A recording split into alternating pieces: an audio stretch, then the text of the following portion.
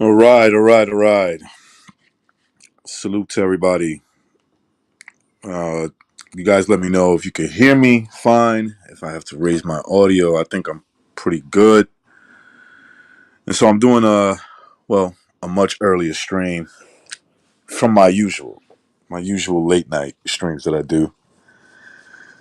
I figured I got some time so I could talk about this fight that really, I just think it's two old, washed up guys. They're not that old. They're in their I want to say mid 30s, right? They're like what, 35, 36, I think. Um, Two dudes that are washed up, right? At this point, two guys that should have fought a long time ago. And I think this is a theme, right? In boxing, two fighters that could have fought a long time ago in the same weight class, who had a buzz, and basically when the fight was more meaningful, they basically just didn't fight. You know, I think it was more Amir Khan that didn't want that fight for sure. And because they're basically at this point of their careers, at the end of it, they're basically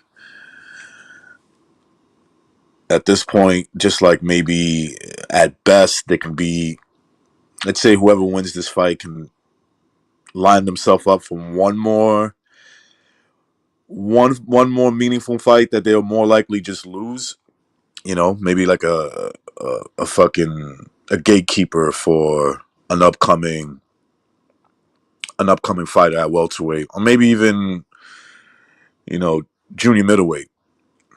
But this fight is like, I don't know, it's more likely a handicap fight if you think about it, right? Kell Brook, who looked like shit when he fought Terrence Crawford, and I don't know if he's had any other fights. I don't pay attention to these guys' career because they're that meaningless at this point. When I saw Kell Brook in his last fight, he looked like a dead man. He got stopped with a jab. You know, he got stopped with a jab. Let me say what's up to the chat quickly. We got L Dogs. I want to see Khan get KO'd again. Hopefully, yeah, hopefully. We got Skill Brook. Okay, that's what Khan looked like. Excuse me, Brook looked like. If you guys can see the screen, entering his fight with Terrence Crawford. That was the day of the weigh-in. The guy who got stopped with a jab. He says, "I'm drained again and healthy, healthy as ever." Exactly, man. Oh man. Marsh Greenberg says greetings. Greetings to you. Iceman says sup rec. Marsh Greenberg says the fight still makes money. That's all that matters. Yep. Yeah, no, for sure. It's a money grab, but the fight itself means nothing. These guys, they're done, basically. Maybe Khan if he wins, because there's a bit more of a buzz for him. It's always been like that, especially out there in the UK. And 147 is more of a natural weight class for him. But if Kell Brook wins, if he wins, right? I mean, he's gonna be fucking drained as a welterweight. He's gonna be drained in this fight more likely too. Iceman says, now we know why they don't like each other. Yeah. Official says, what a great surprise. Yes, man. Definitely, man. Black Lomachenko says these are two food for Ted Cheeseman. Yeah. Yeah, I forgot about that guy. I thought Cheeseman might have lost his last fight. Did he lose his last fight? Kind of like him. He's exciting, but I thought he lost in his last fight. Hawker Mustang says, what's up, Frank? 150. Salute to you too, bro. Hawk Mustang says, I heard if Khan wins, he may get that Danny Garcia rematch again. I mean, I'm not saying that's not a bad idea, but it's like a meaningless fight, man.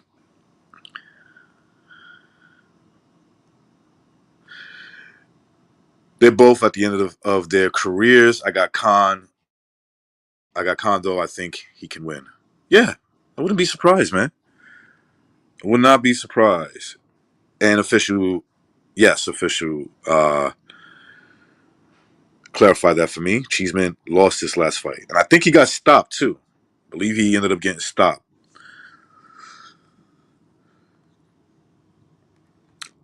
Clint Joe, salute.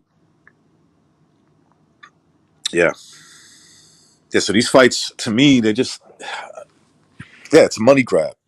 It makes sense in a financial from a financial point and for both of them. But as a great fight,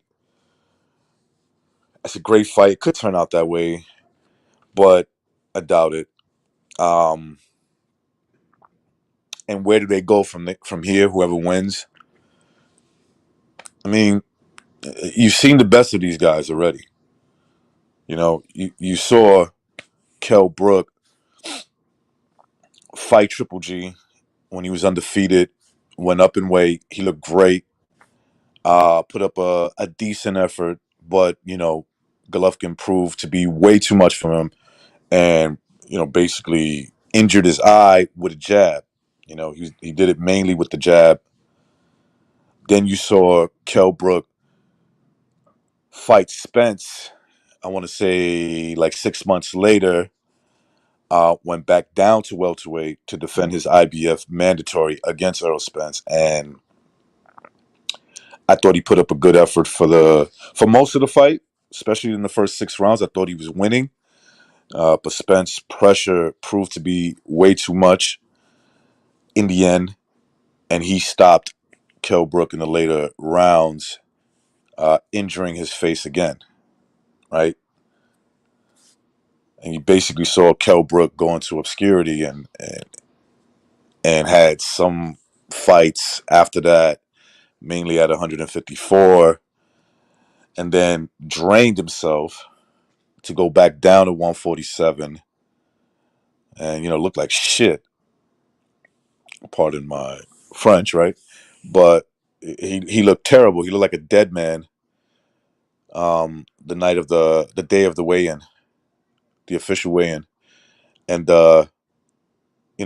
basically you saw him get stopped with a jab, you know. This is a guy who was able to go at his best. He was able to fight Gennady Golovkin, went up in weight, got stopped pretty fast, but put up a decent effort. You telling me that guy would have got stopped with a jab by Terence Crawford? I don't think so. And you saw him put up a good effort in his next fight against Spence before being stopped, and basically was a shell or a skeleton of himself going into the Crawford fight.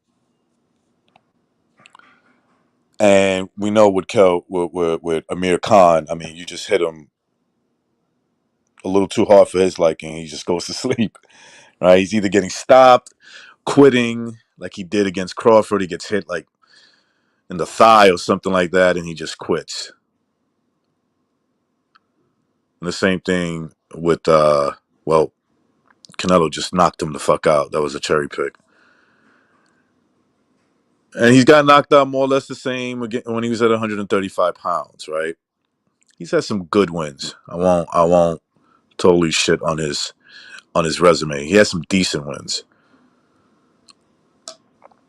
And maybe he's had a few fights after losing to Terence Crawford. Dude, I really don't care about these guys. You know, now listen, if you're a boxing head, I get it, man. You want to watch some fights and you want to watch that fight. Yeah, yeah. I'm not here to tell anybody to not watch the fight, but the fight itself, in my opinion, is just meaningless, man. It has no meaning at all. So who knows, man? Who knows? I think at the end, it's just basically, to me, it's just basically a money grab. It's a money grab fight.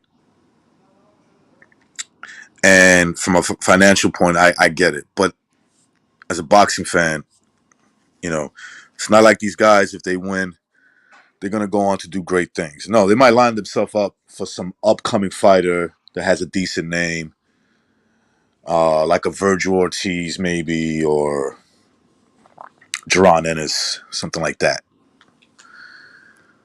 Or maybe a recycle fight, a rematch for Amir Khan if he wins against Danny Garcia. Something like that. Maybe even a Keith Thurman. I can see that. But in terms of like dominance, prominence, something like that, no. No, no, no. These dudes are done. These guys are done as these top names for big fights. Their time is done. Well, yeah, that's what's at stake, the money. But as a Mosh Greenberg, Jesus Christ. But in terms of like the meaning of the fight, man, come on, man. Like in terms of like them going on to do, I mean, are you excited to see who the winner come out and fight? Fill in the blank as a threat.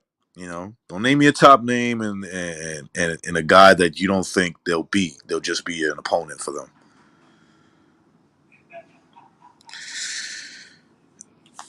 Yep. Yeah, it is, man. Absolutely, it is.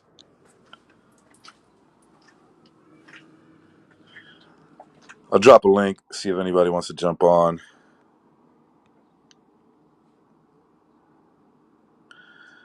here.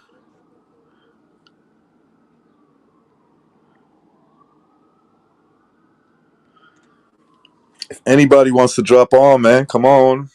Oh, my boy BDA.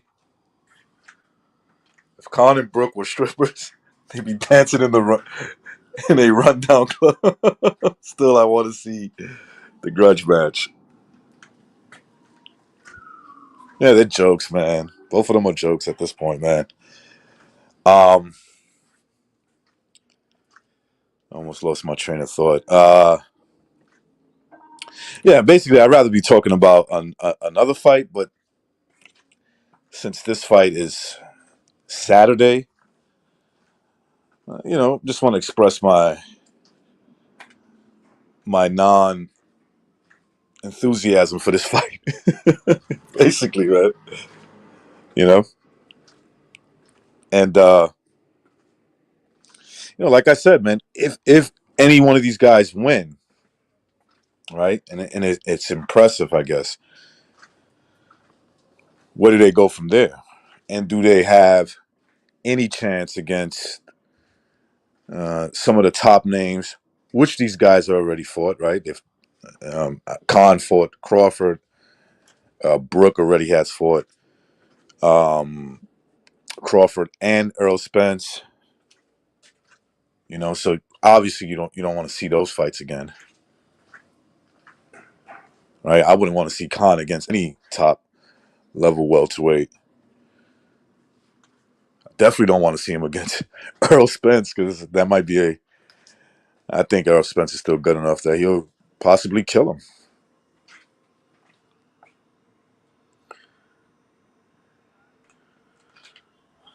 I got official. What's up, official? Hey, hello, recognize. It's been a while. Good to hear from you, man. Good to hear from you. So, are you excited? Are you super excited for this fight? Oh yeah, yeah. Uh, I've been spending sleepless nights thinking about this fight. But I hold sense, on, I recognize. sense, I sense scar. I sense some sarcasm. Am I wrong by saying that? No, not at all. No, but hold on.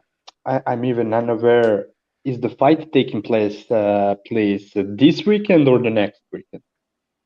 No, I believe it's this weekend. Yeah, I could be wrong, man. Like, I gotta be honest with you. This fight Yeah, means yeah, nothing to maybe. me. I don't follow these guys like that. I know that I've seen a couple of clippings of them talking shit. Who was it? Did you see Bomac arguing with Engel. This guy's Engel, by the way, who's a disgusting mother. Oh Gotta watch my yeah. language. Did you? I don't even want to talk about what he did. It was so disturbing. But um, yeah. So Bomac and Engel were going at each other. It just seemed like stage hype and shit. That's basically what it seemed. And yeah,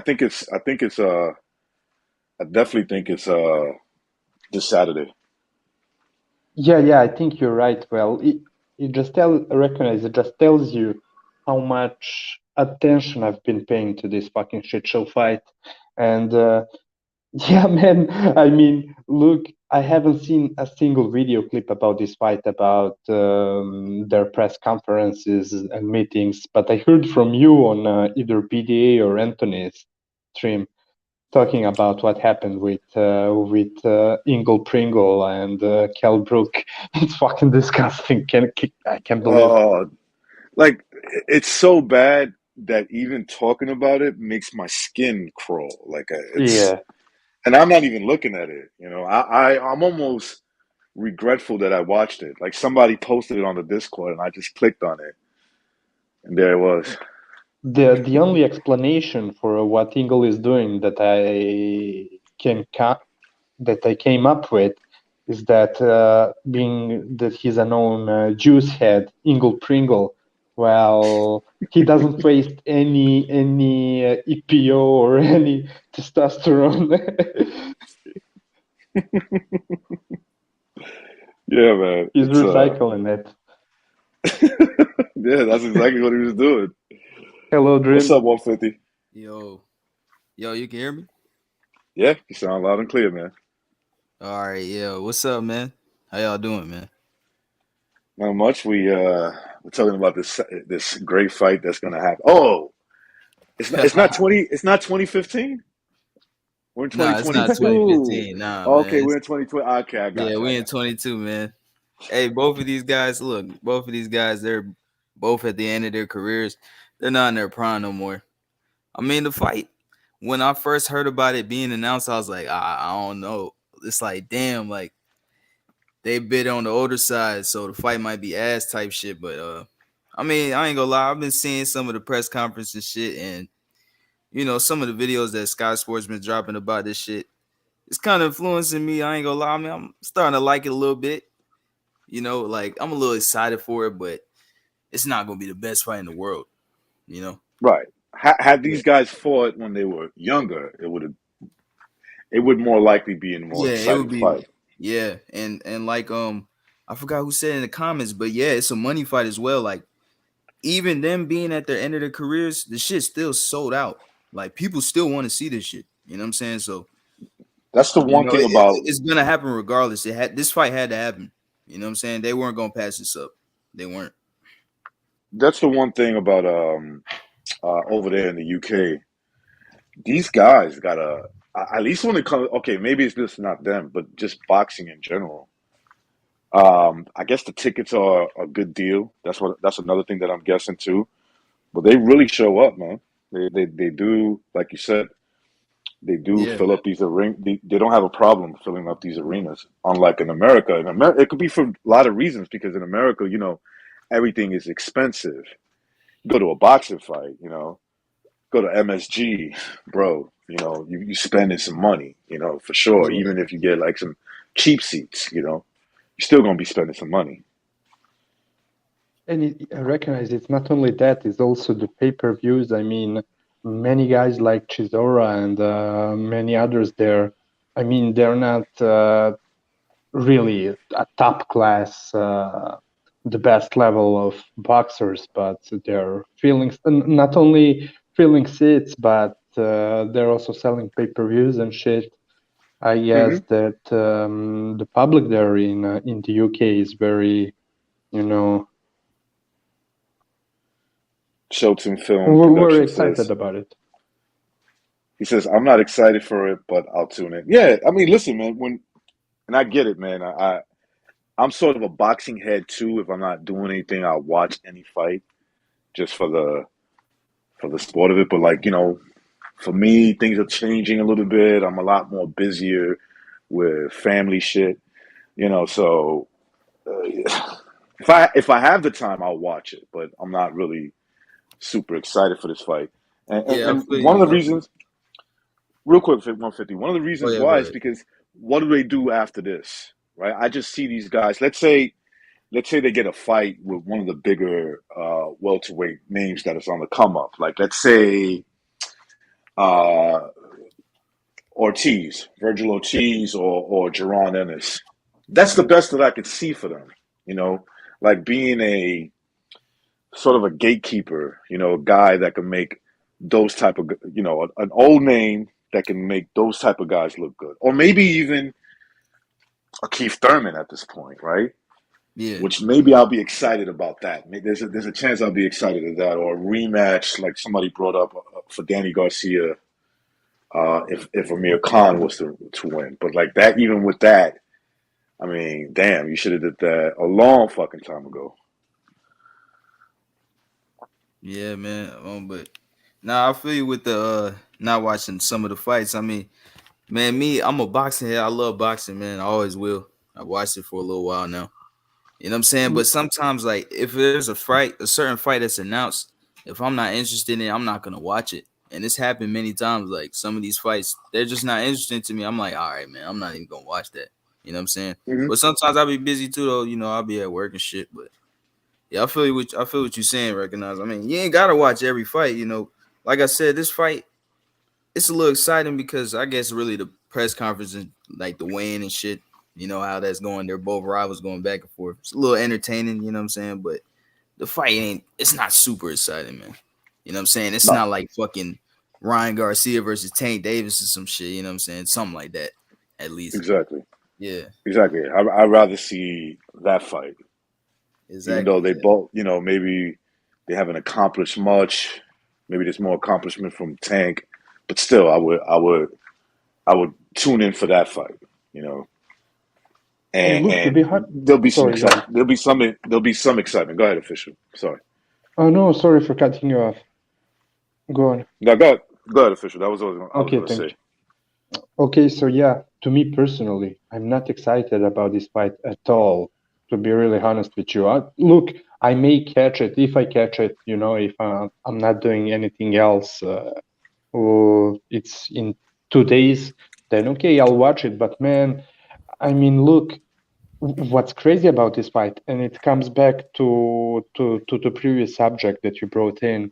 I mean, yes, making this fight in 2022, the boxing fans are losing a lot, but the fighters themselves, are not losing at all, because the fight is probably going to sell well because they're both known names, known for their beef, disliking of each other. So that's Hmm. crazy that the real boxing fans are losing by having this fight, having to watch this fight this late, past its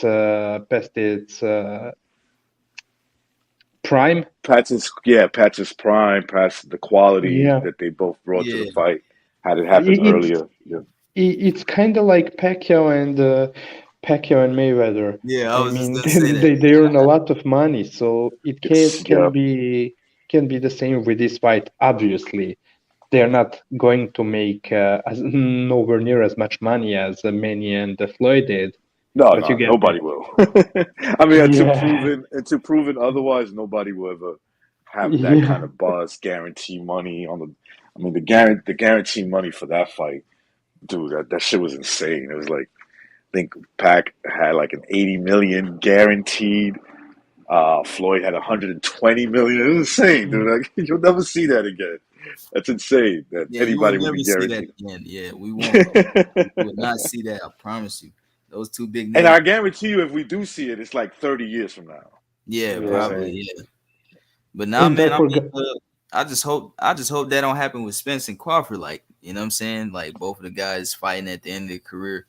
I just hope That's the what's time gonna is now, man. Like they got to make this fight. 150. Like You see, you see, Spence has to do his job, man. He got to beat Ugas first, man. But hopefully it but if you happens. see the pattern, I don't know if you noticed that's the pattern, and you could say it started from even before Pacquiao, Mayweather. Yeah. But at least you can start there, right?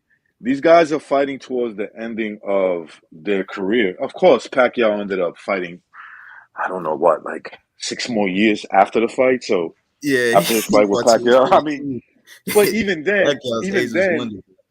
exactly, even then, even when Pacquiao did put on good performances like he did against Keith Thurman, you understood that this is not the best Pacquiao. You know, you kind of like had to understand it. Yo, he's great and he's doing great things, but Yeah, you know, man. he's not quite the same dude. He's just running on fucking pure legendary energy. You know, that's all it For is. real. Yeah, man, I feel you. Bro, I was rewatching fucking Pacquiao fights like last night and some days before. I rewatched the Broner fight. Him at 40 years old, he was still fucking fast. Like I was like, yo, what the fuck? And the Jeff Horn fight too, he was 38 in that fight. That ninth round when he was cooking Jeff Horn, oh my Oh god, yeah, that was ridiculous, man. Like he was going for the knockout because after that, those last few rounds, he was tired. You know what I'm saying? yeah, And he was yeah, getting yeah. bullied and shit. And me rewatching that shit, it's like, damn, Jeff Horn really did not win that shit. The ref But really I think, came to his corner and told him like, "Yo, if you don't show me something in the next round, we gonna stop this shit." Like, come on, bro. That was a 10-8 all right. round. Jeff Horn barely threw a punch. I mean, he Oh caught hell Pacquiao with yeah, some dude. punches. He caught Pacquiao with like 2 punches, but Pacquiao was eating If them if that you whole round. remember, if you remember 150, they were thinking about stopping the fight Yeah. right at the end. I think it might have been the doctors, right? The doctors came in and were taking a close look at him. And they're like, I don't know, boy. I'm gonna let you go, but I don't know if I should. Like they had that kind of face, that kind of face on them. But now that you brought up Australia, man, you know I don't want to talk about this fight a little, you know, too much. So, what do you guys think of what's going on with Kambosos, Lomachenko, and Devin Haney? Oh man. Hey, man. First off, with this Devin Haney shit, man. Look, man. Me personally, I feel like Devin Haney, he could have made this fight with Cambosis. They was in negotiations, they was in talks for a little while. But I think Haney honestly overpriced himself. I think that's the truth. Like that's what really happened because there was speculation about him overpricing himself. They were saying he was asking for 8 to 9 million to go to Australia to fight Cambosis. That's And, too much money. I'm Yeah, like, what that's too the much fuck? He's never made that in his whole career. Why is he asking for that? You know what I'm saying? Like money. Yeah, that's fucking crazy. So I think he just dropped the ball. And also I want to blame Eddie Hearn too, because Eddie Hearn always talks a big game. He's always talking about, yeah, we gonna go to Dubai. We gonna make these fights happen and shit. He always dropping the ball. He's never making no big fights over there in the zone. Like there's a few I big agree. fights that made, but he hasn't really got nothing that's gonna catch the fans' attention. You know what I'm saying? Like an actual But big you fight. know, 150 Eddie Hearn fans will tell you though. Yeah. What are you talking about? He made Usyk and AJ, and I'll give him that. But I'll give him that. a Hell yeah, I'll give him that. Usyk, but let's face it, Usyk forced it. Now I give AJ credit in terms of like he's doing. He said, "No, I'm not dumping my belt. We're gonna fight them." You know what I'm Yeah, saying? Usyk got the WBO mandatory. Yeah, yeah. Exactly. He didn't do that. So, you know, I say, I tip my hat. You did your job. You came out on the short end, but still, you did your job. You went in there, you fought Usyk. But if it wasn't, let's be honest, if it wasn't for Usyk forcing the issue, right, for the chance at AJ, we don't know if that fight gets done. You know what I'm saying? That's We true. don't Yeah, have no. Maybe if it was up to Eddie Hearn, they could skip Usyk. You know. So yeah, I agree with you that he doesn't make he. There's a lot of talk about him being this great promoter, but yeah, you're right. He doesn't really make these big fights as promised. And yeah, maybe he. I think that he might have instead of like stepping in and being like whoa to this kid to Haney. That's a little yeah, too much money. You know, you asking for way too much, bro. You know, yeah, somebody should have stepped in and be like, "You're asking for way too much. Let's take this." But look, I if he fights Lomachenko, to me that's the more exciting fight. Not to say Devin Haney won't be exciting. I think that would be an exciting fight too, yeah. because I It think would. Kambosos is going to push Haney to show everything. You get what I'm saying? So Yeah, in order to win that fight. So I still like that fight if it happens. You know, it seems like Kambosos if he doesn't fight Lomachenko, he played his cards right to get Devin Haney. Let's say it ends up being Devin Haney because he starts negotiating with Lomachenko, and then Lomachenko, being who he is like, dude, I'll agree to everything. You know what Yeah, I'm saying? I'll agree to everything. Just you sign. And because we know that with Chinko, he doesn't mind going overseas. That's nothing to him. You know, he does that yeah. already. So Yeah, he does that already. Exactly. Yeah. Yeah, man. Like, and I've been seeing people on YouTube, they're saying like, oh, Haney got screwed. People saying like, oh, why is Devin Haney always getting ducked? You know what I'm saying? I feel like you can't just keep saying that. Like, people keep saying that over and over. It's the same tune every time. Everyone's saying the same hmm shit. It's like sometimes you got to give the fighter the blame or the promoter or somebody. Like, there's a reason why this shit didn't happen. You know what I'm saying? And also, I send the fucking now, mind you, I don't watch the Boxing Voice, but Bill Haney was on there, and in the hmm fight, there was speculations of Loma and Cambosis getting the fight, and I predicted that. I was like, yeah, man, that's just gonna happen. I think Loma's gonna get the WBO mandatory. I was telling everybody that. I was going from channel to channel. Loma's one of my favorite fighters, so you feel me? But I sent the shit down to the Discord, BDA Discord, the Boston Voice and shit. Bill Haney literally said it himself. Like Ness asked him, he was like, "Would Haney take Lomachenko's offer?" Bill Haney was like, "Yeah, Lomachenko. I mean, Haney would take Lomachenko's offer, but he was saying Lomachenko's offer was lower than what Haney's offer was." And then once I heard that, I'm like, "Oh, he told on himself right there. So he did price himself out. That's what really happened." Yeah, you see Told on that? You himself. see, like Bill people. Haney literally said that shit. Y'all can run it back and play. He said that. I was like, okay, all right, that's all I need to hear. That's all I need to hear. This is what happens when you're too emotional. When you're too emotional, you don't pay attention to key words that people say. So if you got Haney saying the offer to Lomachenko is actually lower than Devin Haney, and I said this too on the BDA. I said without knowing what you just said, right?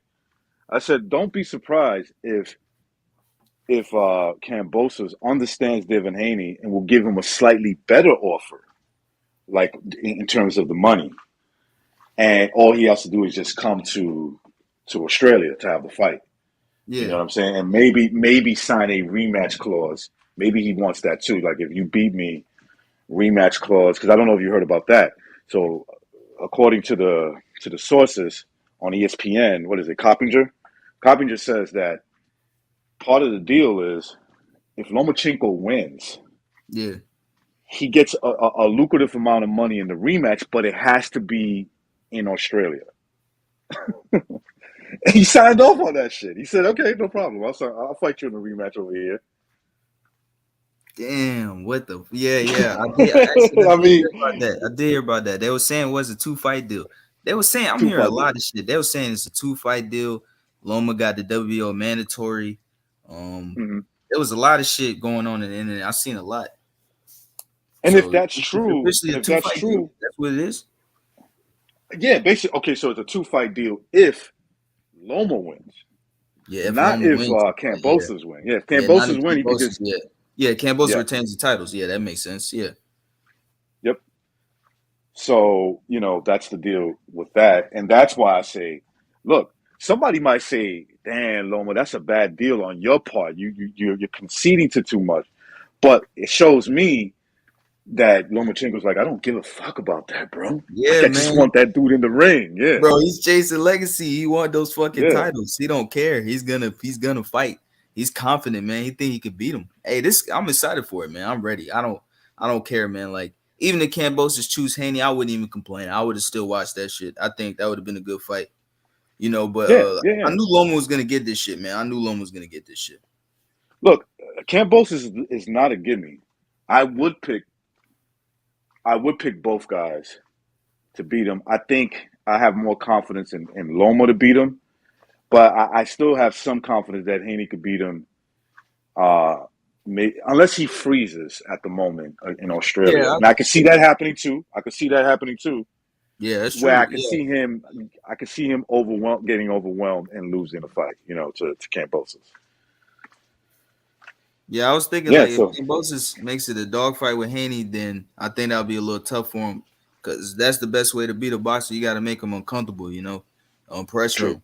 Yeah, so I was thinking like, okay, maybe Kambosis could do that, but I was also thinking Haney has a good style to beat him too. Like that's a good style matchup. Like, cause Haney he's pretty good with his distance and he's got a good jab. So he can yeah, he can use that pretty well and effectively and beat Cambosis, you know what I'm saying? So that Yep. boxing style also, but I think he's a better boxer. I don't think he's faster though. Cambosis' hands is fucking fast. I think Super Cambosis got fast. some of the Yeah. fastest hands at 35. Like Yeah. his hand speed's pretty fast, but Well, he just that's a lets good his fight, hands man. go, right? Yeah. He just that I think he might have gotten that from fighting Pacquiao. He just lets his hands go, you know. If you ever looked at Pacquiao's tougher fights in his prime, it was a guy against guys who threw a lot of punches too, like Timothy Bradley. I mean, Timothy Bradley, he beat him, but still, you can't say Bradley gave him some fits, Yeah, for sure. Bradley did give Pacquiao some trouble, yeah, but Pacquiao, man, he beat him 3 times. I don't care what I nobody agree. says. I'm He with beat you on him that. three I definitely times, think bro. he. That first one was a But you banger. know, I just rewatched that fight too. I'm telling you, I rewatched a bunch of shit. Pacquiao, Clottey, Pacquiao, mhm, Broner, Pacquiao, Jeff Horn, fucking damn Pacquiao, De La Hoya, Pacquiao, Cotto. I watched all these shits recently, bro. That's what I've been doing. I've been busy and shit. When I come home from work, I be tired. I don't even want to hop on panels, man. I've been working all day. I just watch some fights, go to sleep. That's I what I hear be you, doing. bro. Yeah, yeah. But it's good because it gets you like when it comes time to talk about a fight, like nobody could really, unless they watched it as many times as you have, they can't break it down like you could. Yeah, Yeah, for man. sure. I always rewatch fights. And I'm not just watching Pac. I rewatch Loma, Navarrete fights, fucking Shakur. I rewatch a bunch of fights. Mayweather, just to, just to catch up. If people bring up the fights, maybe I could bring my input on it. Let people know how it went. You know what I'm saying? I rewatch everything. Usyk, bunch of fights, man. When I have some Yeah. time. Yeah. So we should see what unfolds with that. That should be coming up. I'm pretty sure, maybe even by the end of this week, with the situation with Cambosos, Loma, and Haney. You know, I hope he fights Loma because I know that if Loma beats, okay, so if Loma beats Cambosos, then he has to fight him in a rematch, right?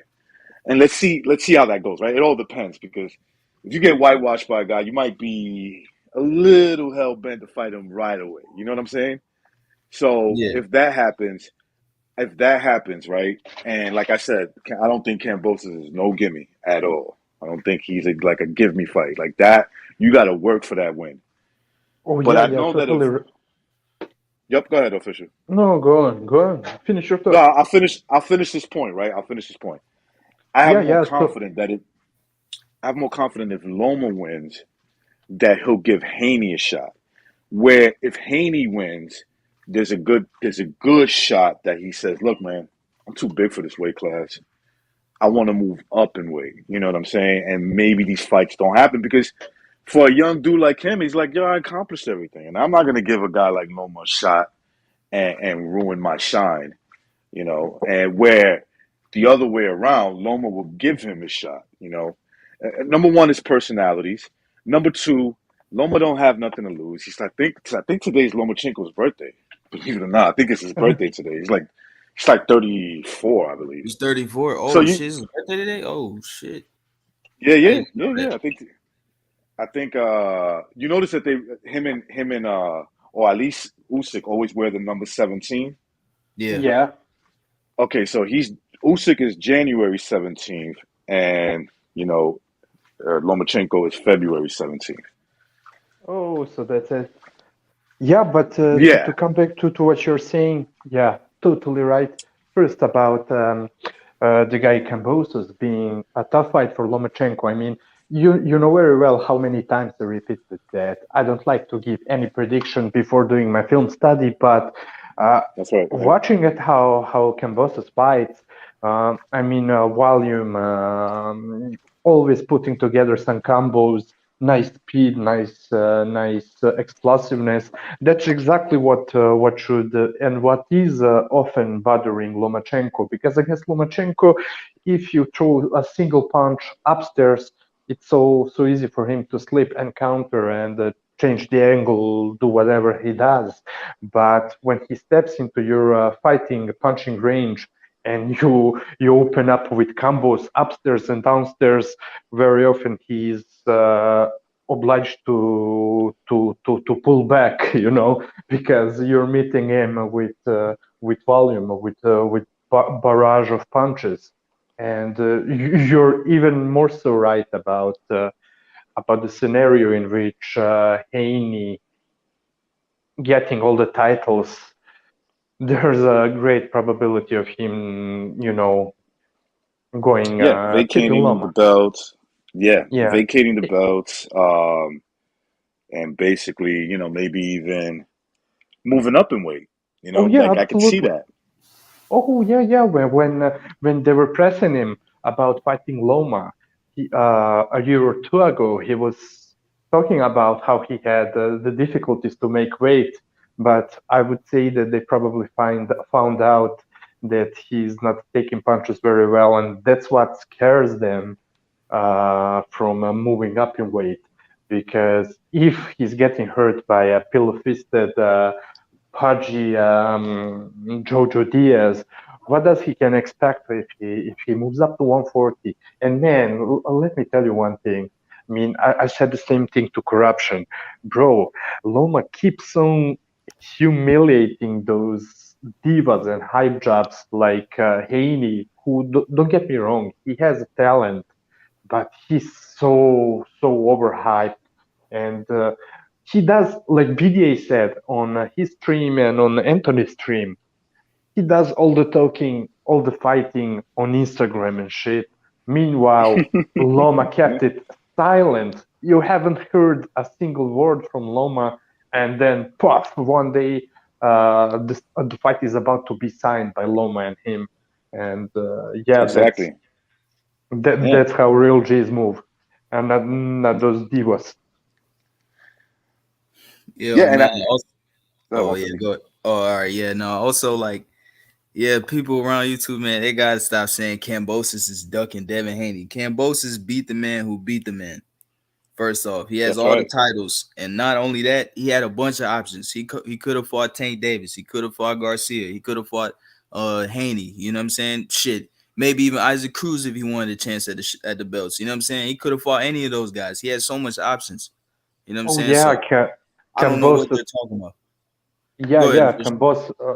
Sorry, 150. Yeah, I No, you was good. just Go ahead. saying. Yeah, Cambosos is ducking that Yahoo belt Yeah, or people Gmail don't belt. understand. They don't understand the origins of how that whole thing happened, right? Like they get confused. It's like, look, if you look at any WBC ranking at lightweight, you'll see George Cambos's name above Devin Haney. You know what I'm saying? So when they gave the franchise belt to Lomachenko, it was for the understanding that he was going to fight for this would allow him to fight for undisputed, which was Teofimo Lopez at that time, right? And then obviously we know what happened. They fought Teo won, and then this whole confusion started, right? And mainly by Suleiman, right? Because Suleiman could have just said, "I don't know," just straight out, "I don't know what what Haney's talking about," but the real champ is he could just say just like that, end everything and say, "Look, the real champ and therefore undisputed is Teofimo Lopez." He could have said that at any time. He tries to play it both ways, but he ends up with the same conclusion. He even talks about what happened with Devin Haney, how there was an option to fight for a title eliminator, which guaranteed him a fight with Lomachenko, or at least a winner, between Loma and Teo. And he chose a title. He chose to get the WBC regular belt over that, knowing that he would not be able to enforce a WBC mandatory. So that's what people are forgetting. They don't bring those points up, and I think it's conveniently right. You got to look at Haney's part as well. Haney made this if you want to consider this hard, yeah, then he made this hard on himself too. It's not just Yeah, one way. I absolutely recognize. But you know what I would like to say? To me, it's a wrong battle to argue who's the real champion in each for each in at the WBC, WBA, etc. at all the sanctioning bodies, because as we all know, as boxing fans, very often we know that even the so-called real belts are gained by some kind of fuckery. For example, the man in the division who has a belt gets robbed, for example, and so that's why I would never like to get into that dispute of who in between them two is the real WBC champion. Instead of that, I would only watch who's the man in division, who's the man Yeah, who beat the man, and that's all. Because the moment you enter into that discussion, what between those two belts is the real belt? You know, it's I mean, you think about it like this, official. So when you had Lomachenko ready to fight, when he was about to step in the ring with Teofimo, that was basically number one versus number two, right? You got Lomachenko, who had three of the belts at the time, and you had Teofimo, who had the other belt, right? Teofimo beat Comey, knocks him out, okay, in 2 rounds. You got Lomachenko doing the rounds to get the belts. He beat what was it, Camboso? Not Camboso, excuse me. He beat Campbell. He beat before that. He beat Pedraza. Um, and I might be forgetting who else, but you get what I'm saying. So he beat the Beat names that he Linares had to. for the Linares, there you WBA. go. Exactly. Thank you, 150. He beat Linares. He beat Pedraza after that. Then he beat Campbell for a vacant belt, I believe. So he collects the three. So that's consensually number one. The consensus will tell you that that's number one versus number two. Teofimo wins. That makes him number one. Cambosos beats Teofimo. That makes him number one. This is not that hard to figure out, unless you're trying to complicate it. You get what I'm saying? You're trying. You purposely are trying to complicate this so that it can benefit the fighter that you might be rooting for, Devin Haney, right? Devin Haney hasn't proven that he's either one or two. You know what I'm Yeah, saying? He hasn't proven that because he hasn't beaten any of those top guys. Where Teofimo, Lomachenko, and Cambosos all have all proven that they're number one, two, or three, whichever order you have them, right? I mean, at this point, you have to have Cambosos number one. yeah, for sure. Yeah, yeah, he has all the titles. Hey, you know it's crazy too, real quick. Fucking Michael Jordan's birthday is today too. That's fucking crazy. Oh, Jordan's birthday? Yeah, yeah, yeah. So Yeah, you see? he's 59. Yeah, Damn. he's old as That hell dude, now. That shit crazy, that man. dude Oh was. yeah, also another thing too. Sorry to bring up the Boston boys. This is gonna be the last point about it. But No, no, don't worry about it. You can present it. Bill Haney was saying he also said that yeah, man, we're focused on Cambosos right now, but there's speculation that Loma and him are coming together and making a deal. So what the fuck is he talking about? You know what I'm saying? Like Hmm? now I'm starting to be like, it's just the same repetitive shit. Maybe it's just something just to so the fans don't get on his ass or something like that. Like a little some shit to cover up. It's crazy, man. Yeah, they priced Exactly. themselves for sure. That's what really happened. I believe that because there was speculation about that, and that's what was going on. And he told on himself right there on the fucking stream. I know some of the people noticed that shit. That shit was crazy. But you see, you got people like yourself who pay attention to what people actually say. A lot of dudes, they don't. They don't. They just like the guy talks. He kind of even confesses, and it goes right by. It goes right through them. Yeah, that's Where true. this, Hell yeah, recognize they act like they don't hear that shit. That's what I'm saying. yeah, they It's either Davis act like they fanboys, don't bro. hear it, or they either act like they don't hear it, or they just don't pay attention, right? And I Yeah, think it's a yeah, that's true. combination of both. Yeah, They they don't. They're that like, makes sense. yeah. So it's like, dude, people are paying attention to what they're saying, and fuck all that. The very fact that Lomachenko has agreed to the deal tells you that Haney is the one that Cambosos finds is making it a little bit complicated. And you look, you could say whatever you want about Cambosos, right? I think there's a little bit of arrogance and cringy things about him, but that doesn't take away that the boy did the rounds. He put himself in that situation. You want me to fight in America? I'll fight in America. You want me to fight in the UK? I'll fight in the UK. You want me to fight Teofimo Lopez in America in his backyard in New York, whether I don't care how long he lived there, but he has a New York foundation. Fine, I'll go over there and fight him. Now that I win, you guys have a problem with me wanting to fight in Australia? Fuck out of here. You know what I'm saying? Yeah, Like, no, man. you got to fight me in Australia. That's it. And you got one guy who's like, who understands the game, lives by the boxing G code. Okay, bro, I'll fight you in your backyard. That's not a Yeah. problem. And you know, it's like, what part of that you're hating on? I don't get it. Yeah, man, and like people saying that some people were also saying that like Loma doesn't deserve his shot. Look, Loma lost, but Loma's a true champion, man. He came back and he won. He came back and he won. He beat two opponents whether they had a belt or not. The whole point was Loma, the reason why he fought Comey and Tio was to, you know, try to look impressive against Teofimo's last opponents, you know what I'm saying, to get that He rematch. was chasing. Yeah, It's he was called chasing. Yeah, he was he was chasing that chasing. Yeah. fight. He wanted those And belts back. you don't knock a man for chasing. No, chasing Exactly. is admirable. That's admirable. That's like, okay, you got 150 on the come up versus some champion who's already been there. So what 150 is going to do is he's going to say, give me all his big name fights.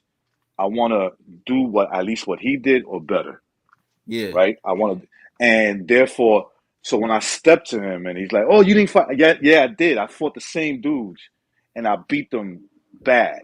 You know what I'm saying? I gave him a beating. When are you yeah, gonna give me my fight? You know, yeah, so exactly. Yeah, so you can't get mad at Loma for that. He beat and also in the process, Tio fought Cambosis because it was a mandatory and he lost. yep, So and you he can't lost. blame Yeah, Lomachenko for that. So now that Tio got knocked off, now Loma has a shot to get his titles back. You know what I'm saying? To fight Cambosis. He has a chance to get back. So I don't understand why people are complaining about that. You know what I'm saying? So and yeah, man, it's just like fucking Pacquiao. He did that shit his whole fucking career. You know what I'm saying? He oh got yeah, knocked out. absolutely, He bro. got knocked out twice early on in his career. Then he lost to Morales. He came back. He still beat these guys. He beat fucking Marco Antonio Barrera. He came to America when he first debuted. He beat Ludwaba. You know what I'm saying? He beat all these guys, man. Like Jeff Horn, the robbery, fucking Bradley. You know, he lost those fights, but he came back every time and still was winning. You know what I'm saying? Beating Keith Thurman. Like it's crazy, man. You can't blame him that. Blame him for doing that. Like that's the same thing Loma's doing. He lost, he's coming You know what back. it is official? That's When you're a great fighter, when you're a great fighter, right? People just think it's technique, but it also comes down to mindset. Like, of course, you gotta have good skills. You know, I wouldn't recommend a guy to go in there with no good skills and exactly. all Yeah, the you gotta heart. have the skill set. And Yeah. just, but when you have that, when you're confident in your skills and you know you follow the protocols to get yourself into these big fights, everybody respects you, win or lose, right? Because, like we said, what these guys are failing to understand, they're choosing the zero over respect, right? The And I'm not Mayweather. here to tell I'm right. I'm not here to tell you whether what's good or not, right? I'm not here to tell you that. I'm not in somebody's position to make that judgment. But what I would say is it should be obvious when a dude fights for respect. To me, Timothy Bradley will always get respect, and I think Timothy Bradley is sometimes underrated. Oh Underrated yeah, for sure. because 100%. because He's underrated. Yeah. he could He's he can good. outbox you. He can Yeah. outbox you.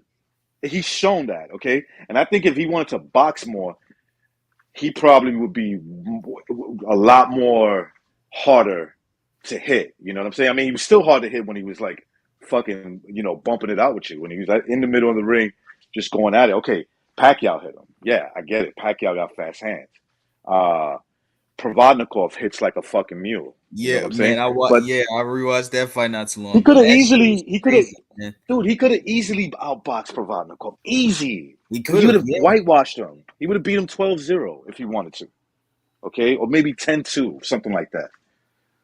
If he wanted to. But he got hit, and the warrior came out of him, and he fought. And so, to me, because what? Because he lost to Pacquiao by a few punches? Like, I'm going to say, well, therefore he didn't have a great career. No, get the fuck out of here.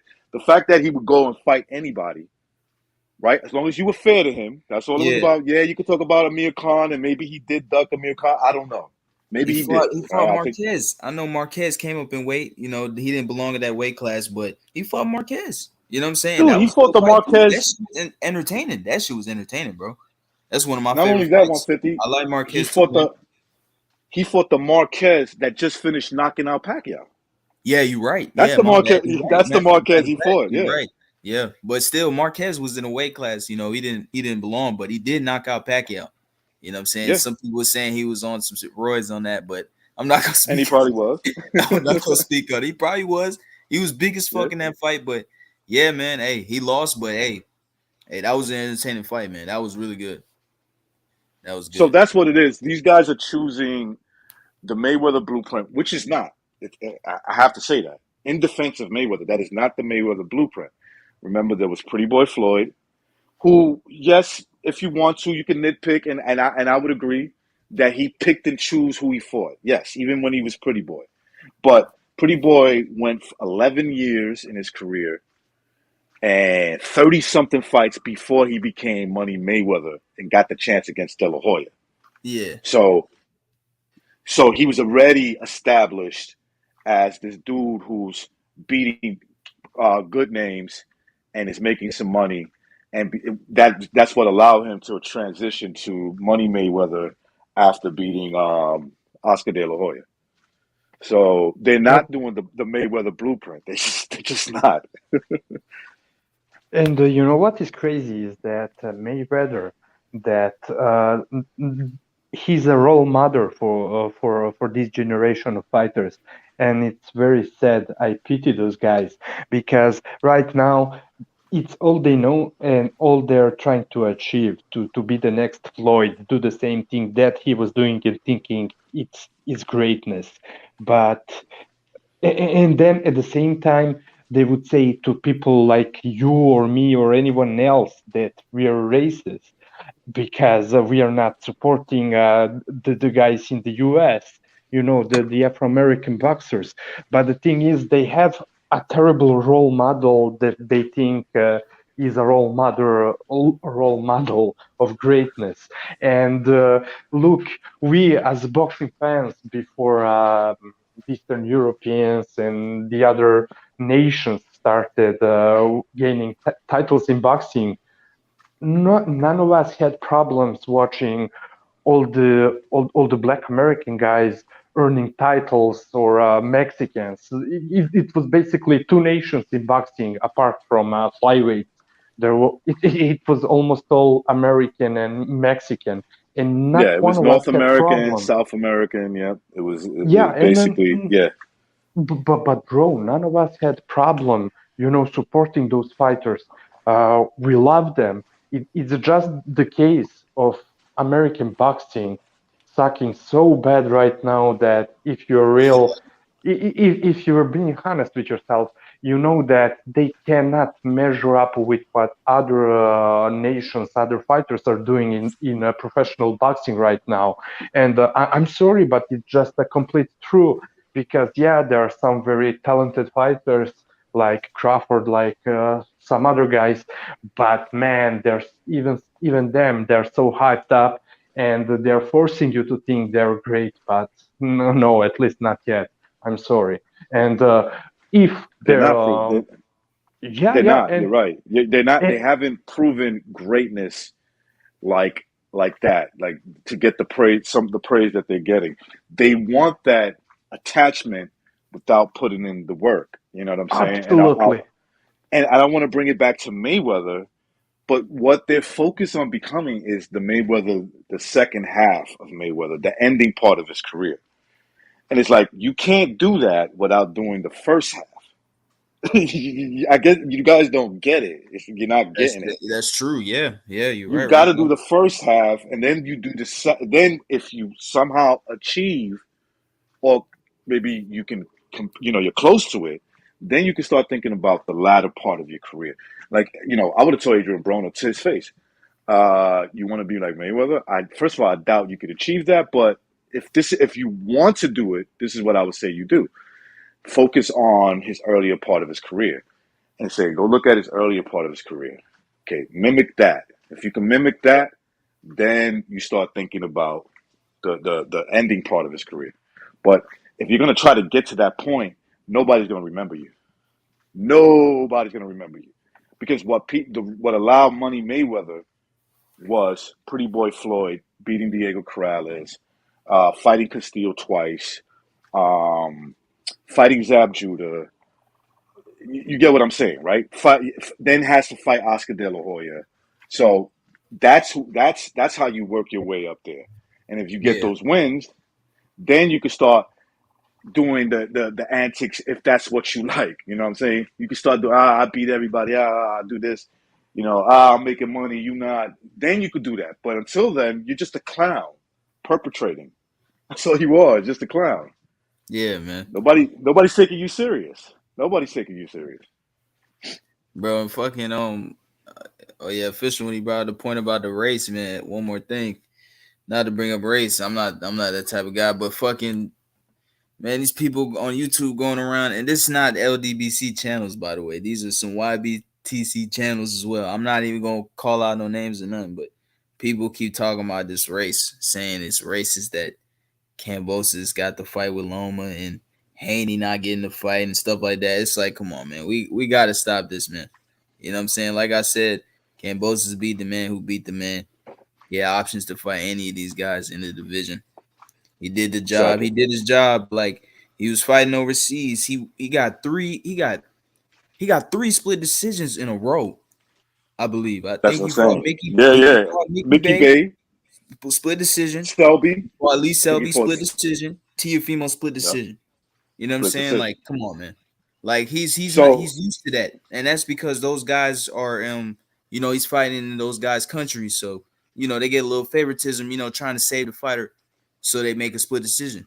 But really, Cambosis won the fight, or yeah, you can say the Lee Selby fight was kind of close. I'll say that fight was kind of close, but yeah, and he did his job. Teofimo, Bro, Teofimo was close. Yeah, that was Teofimo close fight was too. close. I would say, yeah, that was But a but close I fight. thought yes, I thought the right guy won for sure. I Yeah, thought the right guy I won thought exactly. Yeah, you he would won know that who fight. won the fight. Yeah. you know Yeah, what man. So I'm about just that? saying, we gotta stop with that. Go ahead, official. My bad. No, no, no, it was me cutting you off. Sorry. But thank you. Yeah, so that Lee Selby fight, to be honest with you, I watched it only once. I was watching it live. And to be Hmm. honest with you, I really thought that it was they tried to terrible robbery to take place because in my Yes, opinion watching it live I was so fucking shocked when they announced a split decision. I was so fucking shocked because watching it live I thought that Selby won 2 rounds at the most, maybe three, but I gave him like 1 or 2 rounds. But again, maybe if I rewatch it, maybe I changed my opinion. I cannot remember how it went exactly, the but I really broadcast the thought he was. broadcast had it. It was crazy. The broadcast had it 8-4 Selby. I had it 8-4 the Fuck. other way. Yeah, I had it Yeah, 8-4 Camboza. I'm like, damn, this is terrible, man. I'm like, what's that scorecard, man? You crazy? 8-4 Selby? I'm thinking it's the other way around. But then they announced the decision and they called it a split decision. But and I wasn't too shocked. The only part that kind of shocked me a little bit was they gave it to the right guy. But then it made sense because you're seeing that a lot now. The broadcast will have it one way, but the judges, you know what I'm saying? They're scoring the fight right in the sense of getting the winner right. At least in two occasions I've seen that. Off the top of my head, there's more than that, but off the top of my head, Selby, Cambosos, like we just finished talking about, and the last one, Maxayo, I think his name is, and or what's his name, Russell, right? Yeah, Gary Russell. Yeah. The broadcast had it. I think it was even. I think they had it even, and I'm like, nah, dude, this motherfucker ain't win no 6 rounds. Gary Russell Yeah. is barely fighting. You know what I'm saying? He's barely fighting. You know?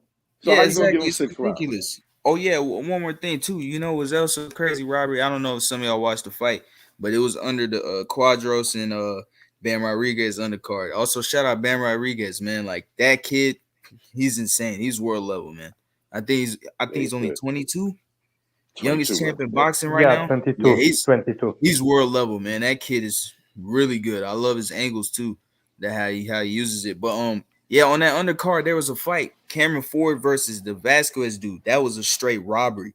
The Vasquez dude was beating the shit out of Cameron Ford, like literally, like the I whole heard fight. about that fight. I Yeah, heard bro, about and that like fight. I didn't see it. Cameron Ford won the fight. It was a true robbery. The scorecards were fucked up. I forgot one of the scorecards. They said it, but they showed like the split screen of both of their face. Velasquez, he just shows his disgusting face. You can see it in his face. He's like, "What the fuck? How the fuck did he Hmm. get that on the card? What are y'all seeing right now? Like, I just put in a bunch of work. I've been beating this dude's ass from round 1 to all the way to 10, I believe. I think it was the 10th round, 10 Hmm. rounder. But yeah, man, that was a robbery. They got to stop this shit in boxing, man. This shit is ridiculous. It's getting I ridiculous, man. heard Because he I heard lost the straight same up. thing about that fight, Yeah, about man, it it's being a crazy. robbery. That's true corruption. It's true corruption, man, for real. Yeah, sometimes they're too obvious with it. The once in a while they'll be like too obvious like that. Look, I didn't see the fight, but you're not the only person I heard say that. That that guy clearly lost and was still given the nod. That he got beat up, basically, is what they're saying. So, I mean, sometimes they do that. They have these mismatches. In my opinion, Lennox Lewis, Evander Holyfield won was a clear win for Lennox Lewis and Evander. If any fight should have been a draw, was the second fight. I would say go watch the second fight. That fight was probably a draw. You know what I'm saying? So boxing needs to just stop. They just need to stop this shit. Just call it down the middle, especially when it's obvious, man. Like, all right, you want to do a close fight, Canelo, Triple G, right? The second fight, excuse me, the second fight. You want to do that and give it to the guy you want to win. I still don't like it because it's kind of predictable, but at least you have an argument. You know what I'm saying? You got an argument. That fight was super close, super exciting. You know, um, that's understandable. But don't do blowouts when a guy's actually fucking getting dominated 9 rounds to 3, 10 rounds to 2, and you saying the guy's face is all damaged up, and you still gonna give it to the other guy? Are you trying to lose boxing fans on purpose? Is that what you're trying to do? And that's what I gotta say about that, man. But recognize that's exactly why. Look, you guys, you don't even know how many Serbian people, old school guys from who've been boxing or watching boxing in the 80s, who were like real hardcore boxing fans. I've been Hmm. seeing their comments on different boxing related news in Serbian or on YouTube, and Hmm. they are all straight out saying, and look, those are not people who are hanging on around the YTBC boxing community on YouTube. No, They are no, not no, following channels. no. They are like guys who are doing their work. They have a job. They have families, and once in a while they come to a certain boxing video, on YouTube or boxing related news. They're saying, this is why I stopped following boxing 20, 30 years ago. It's so fucking corrupt. And Dude, talk to the casual boxing fan in America. Talk to the casual. 150 will tell you. I'm pretty sure 150 has bumped into dudes and say, man, you still watching that sport? Shit, that fight is rigged. Those fights Oh are rigged. yeah, hell They yeah, don't know. They don't even know. They don't even yeah. know the characters. They don't even know that. They don't have to know the characters. They're like, man, that shit is rigged, man. I don't even like Yeah, watching this shit. recognize. I know a bunch yeah, of OGs, man, that they used to watch boxing. They was in it heavy, like they watched the Golden Age. But as time went on, like they watched a little bit of the Mayweather area, Pacquiao. There was still some good fights around at that time as well. But once it got into like, I would say like maybe like 2018 or so, a little later on, they just don't watch this shit no more, man. It's not as entertaining as they used to be in their eyes. You know what I'm saying? And it's just a lot of bullshit, man. Like promoters not making the fights and putting shitty fights on pay-per-view. Just a bunch of stupid shit, man. It's crazy, man. This era is crazy. No one's fighting. Everyone's acting like a diva. You know what I'm saying? It's Yeah, ridiculous. that's the It's worst part to ridiculous, me. man. 150. It's the when they start acting like divas, like they already accomplished everything. It's like, dude, you haven't accomplished shit. Yeah, man. You haven't accomplished. I mean, what you accomplished that you got Instagram followers? Who cares about that? But this obviously that's like kind of like the new age. You know what I'm saying? That's the new way of being. You don't have to prove your worth. You could just say what you're worth, and that's it. And it's like, yeah, you're gonna gain some new age fans, but the hardcore boxing fans, the boxing casuals, will not pay attention to it. Look, I'm a casual of a lot of sports. You know, it ain't always be that. It wasn't always that way. Like basketball, right? I'll give you an example. Basketball. When it started getting too soft and they started calling all these fucking fouls, I became a casual. Like I could have a casual conversation. You might name a name and I'll be like, I haven't heard of him. I'll go check him out. Right? If you tell me, yo, go check this dude out, he's good. I might go see his highlights. I'll type in his highlights and go watch him. But the same thing, I'm a casual boxing fan. I don't, you know where I get these news from? The Discord. You guys. That's it. I don't know about all these purse bids and when it's gonna happen. I don't go looking for it. Basically, it comes to me because I've resorted to becoming more of a casual boxing fan as I got older. I still love it. It's still one of my favorite sport, if not the favorite sport. But in terms of like the politics and how fights are set up, I don't like them. I don't care for them. You know, I find Yeah. out from other people. For me, it's the Yeah. other way around. Like I grew up playing basketball. I played basketball in high school. I played in middle school. I played rec, AAU. I Hmm. played it all. You know what I'm saying? I grew up playing basketball. Like when I was young, that was one of the first sports I watched. I watched basketball before boxing, but as time went on, like I still watch basketball. I still watch highlights and shit from time to time, but I don't watch as much as I used to. You know what I'm saying? Like it's just things have changed, and I still watch boxing. I love it, but like I said earlier, if a fight's not entertaining to me, I'm not gonna watch it. That's just how I am. Like I've always been like that. If it doesn't catch my eye, I'm not watching it. You know what I'm saying? Like I'll rather watch another fight, wait till another time, you know? Or I'll rather go ahead and go on YouTube, rewatch another fight, rewatch some old fights. I'll feel better doing that. You know what I'm saying? So that's how it Yep. is, man. It is what it is. Whatever you prefer, you know, that's what you do. Yeah. So I understand what you mean. I recognize. Yeah. Yo, salute to Yeah. Boxing Chief too, bro. Hello, Boxing gentlemen. Chief. What's up, man? My What's Hello. up, guy, Chief? Boxing Chief. Shout out to Boxing Chief for real, man. Thank you very much, 150. Been a long time to talk to you. It's been a long time to talk to any of you guys. It's been a couple Yeah, weeks. yeah, for real. Recognize. Thank you for inviting me. I appreciate it a lot. Always, always. It's great. No, trust me, it's just great to actually be back with you guys. I needed some time away. I'll probably go away again for a little bit, but No I worries, still man. got to talk to my friends. Exactly, man. So, what do you think about? You know, we got off the subject of Amir Khan versus Kel Brook. If you want to talk about that, we were just talking about a lot of stuff relating to boxing. Um, whatever you want to talk about, bro. Well, Whatever I mean you that fight's 5 years too late. And yeah. it's because of Khan. Khan didn't want it. Brook was going to take it all day long. Brook called him out. Brook wanted it. Okay, let me rephrase. There's always this call out as if someone's just you think somebody wants something because they say someone's name a lot, like Andrade to Charlo, not Charlo to Canelo. Okay, so you've called him out a lot. Have you taken on his number one contender to become his mandatory? Have you sent him a contract? Have you done something official other than pronounce a person's name? So Yeah. from that aspect, Brook's done everything he can do. We don't know, like you said before, we don't know the contract splits and stuff like that. We don't know how many times Brook may have actually sent him a contract with an official challenge, a business challenge with a tangible amount of money. We don't know if any of that's ever happened. We do know that the person that wanted the fight, that was excited about it and kept talking about it, was Brook. The person that kept dismissing it was Khan. So those facts right there, you have to believe that of the two of them that actually wanted it, it was Brook. We also have to believe that because of that and the fact that it never moved forward, it's because Khan didn't want to entertain it. Now we're finally here. Both guys are well past their primes. They bring nothing to the table. And this isn't going to get either one of them a title shot. If anything, it's only going to get them both hurt if they actually put it all out there.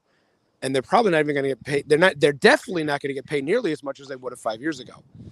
So this sport is it's kind of like a circus in a way of putting together these shows for people to gather around and watch. But did you miss your opportunity to make something happen that people wanted to see? And in this case, the answer to that is yes. Mm-hmm. Yeah. They missed it. It was there. People on this side of the pond and that side of the pond wanted to see it at one point in time. And for reasons that we don't know all the facts to without digging in and, getting lie detector tests against everybody that was involved and asking yes or no questions, it didn't happen. And we can point fingers all we want to, but the fact is it didn't happen. And now we've got it and we don't want it. Exactly. And that's what I was saying. Like that's the theme of boxing now, But yeah, because the next and one's going to be like that's going to be Spence and yeah, Bud.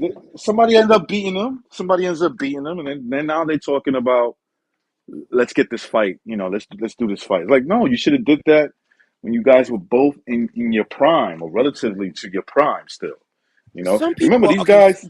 but some guys can still sell it no matter what because they're charismatic and they've what's the word I'm looking for? Transcended. They've transcended the sport. Holyfield, Tyson, they transcended the sport. They were nowhere near their primes when they fought, and they still had two of the highest selling pay-per-view fights of all time Yeah, of their era. And for a while, those records were hard to break. Mayweather's eventually passed most of their pay-per-view revenue that those two fights made, but for their times and for several years after, almost a decade later, they were two of the highest grossing fights of all times yeah, because they transcended the sport. Khan and Brook have not transcended the sport. Spence and Crawford at this moment have not transcended the sport. So if you wait too long, like you said, someone's going to beat one of these guys, and I'm thinking it's going to be Spence before it's going to be Bud because, quote unquote, the lighter competition, what have you, the punishment he's been putting himself through, Spence, that is, it's going to catch up to him. He had a long amateur career. We don't know how much longer he can make welterweight. He's been beat up in and out of the ring. When I mean out of the ring, I do mean the car wreck. You can only dig to the well so many times and still come up with a pot of gold and be on top. In the meantime, you've got a guy who is hungry. At least his personality is hunger. And Bud, you and I recognize got disagreements of where we rank him and everything about it. But you have to agree one thing: he's got this dog in him that when he's going to get in the ring, he's going to come in with a chip on his shoulder to try to win. Spence yeah. No, doesn't no, have there's that. no doubt. Spence There's doesn't no have doubt. that. Spence doesn't have that, and that could be the deciding factor It if could those be. two ever fight. But as of right now, what I heard was Thurman's last fight was a WBC title eliminator. So guess what that means? Right after we're done with Ugas, he's going to fight Thurman. And then when he's done with Thurman, yeah. Thurman, he's still got to go back to the WBA for all the WBA mess that they've had to try and clear up and finish the stuff that Ugas is supposed to be doing now if he beats Ugas. So he's going to have to fight this other guy. I don't remember everybody's names in the WBA eliminator right now at welterweight, but he's going to have to fight the winner of another fight. That's almost 2 years because he's got Ugas, then he's going to have Thurman, then he's going to have to fight after the WBA fight. After that, that's 3 fights. He fights twice a year. That's a year and a half from now. Bud's going to be like 40 years old. I think there's look, like I've noticed that it does seem, and it seems that way for a reason, that they're trying to freeze out. They are Bud? trying to freeze out Bud. Yeah, for Who's a sure. free agent now? There's no reason to freeze him out anymore. Now, I still think that he needs to get that taken care of, the free agent thing, because, well, I mean, it could work both ways. It could allow him to fight on different networks, which is good, right? You kind of want that. Right. But it can also hurt you and not getting fights still. You know what I'm saying? It can still hurt you and not getting the fights that you would more likely want. And obviously there's the pay and all that stuff. But he could still, these are things that he could still work out if he fights independent. And let's say I want to fight on the zone for this fight. I want to fight on PBC on that for this fight, even though I think that's going to be the harder one. Obviously, there's more likely going to be no more relationship between him and Bob Arum, right? For all the stuff that we already know about. So he is in a tough situation. Let's be honest. Like Crawford is in a tough situation. I think some of it is his fault, but I there's agree. no doubt. There's no doubt that at this point there is some like freezing out Terrence Crawford. It's like you either come to the PBC or there's no negotiation, right? There's got to be a certain amount that's going to go to Spence, and I think obviously Spence is expressing he wants the higher pay, and so that's going to always be shit. That's always going to be a part of the negotiations that's going to always cause trouble because you got Crawford who's you know he's not, as of right now, he's still the highest paid welterweight, right, in terms of guaranteed money. So he's not going to see himself as taking the backside to Spence. Spence already like, oh, my pay per views, whether they're true or not, all that shit. I doubt some of those pay per view numbers, but he's like, well, I'm the I sell more pay-per-views than Bud does. So I am I am the A side. So don't expect this fight to happen anytime soon. I don't think it's gonna happen. I'll be shocked if it happens this year. Really shocked if Yeah, it happens this year. unless, by the way, hello, Boxing Chief. Yeah, I recognize, you know that I'm not the biggest Crawford fan, but to me, it was always obvious who was to blame about that fight, that particular fight not happening. It's definitely the PBC side because man, all these promoters are able to work with some other promoter, but never the PBC. So there is always some kind of excuse, reason not to put their fighters against the fighters of the other promoters. And yeah, unless Crawford signs with PBC for life, there's no way of that fight happening. Unless they're both way past their expiration date. Let me see who this is. I'm not sure who this is, but it says Thunderdome. Let me see.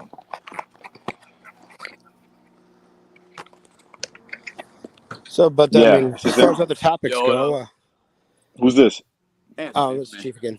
Oh, okay, it's Anthony. Oh, What's it's up, Ant. Anthony? No, Oh, it's Anthony, Ant. sorry, Sent it to my phone. I couldn't use like my normal picture or whatever. Thunderdome. Okay, no, I just want to make sure it was Yo, you what's Yeah, up, because you man? know how we got some you get trolls up in here and they try to play absolutely. some little shit. Yeah. Yeah, no worries. I gotta be out. I gotta pull out my. Sometimes I gotta pull out my Glock before I let everybody in. I'm like, yo, who are you? Yeah, Yeah. Steel. Is Anthony is in Thunderdome boxing? Yes. Yep. Yes. Thunderdome. Okay, yeah. One We've and never only. really got a chance to speak on the air that I remember, but Boxing Chief over from BDA. It's you recently accepted my association over on Discord, so thank you Yes. very much and nice to meet you. Yeah, no problem. Yeah, You and I are very much on the same page when it comes to Pacquiao. Yeah, it's funny. I just saw that. I don't use Discord that much, but I just grabbed it up for a reason, and then saw your request, and now you're here. And here we are. Yeah. Yep. So, we're just talking boxing. We're talking about the great fight coming Saturday night. We're talking a little bit about everything, man. Which Con Brook or Ramirez? You're not excited? Con You're not Brook. excited about Con Brook? Like that's a great fight, right? Yeah, I am excited. Actually, I am. Yeah, I guess it could. Hey, that's what I was saying. I was excited. 5 years ago, me was excited, and I guess it's fast forwarded to now. Yeah. Yeah, I mean the fight's not super exciting. They're both at the end of careers, but I'm a little excited for it. I seen the press conference. It kind of got me influenced, man. All the shit talking and shit, the robbery. I like it. We need more of that in boxing, man. For real, man. That's gonna make the game more entertaining, man. Oh, you do. I mean, you got your salesmen that actually know how to put a show on. That when there's a conference there, they pique your interest. It's like what James Prince told Floyd Mayweather to do back in the Corrales fight. Is go at this fight. I don't remember which one it was. I think it was Calzaghe Hopkins. At the press conference when people are there and people see you, go up there and push them right away and just make the bad blood look even worse.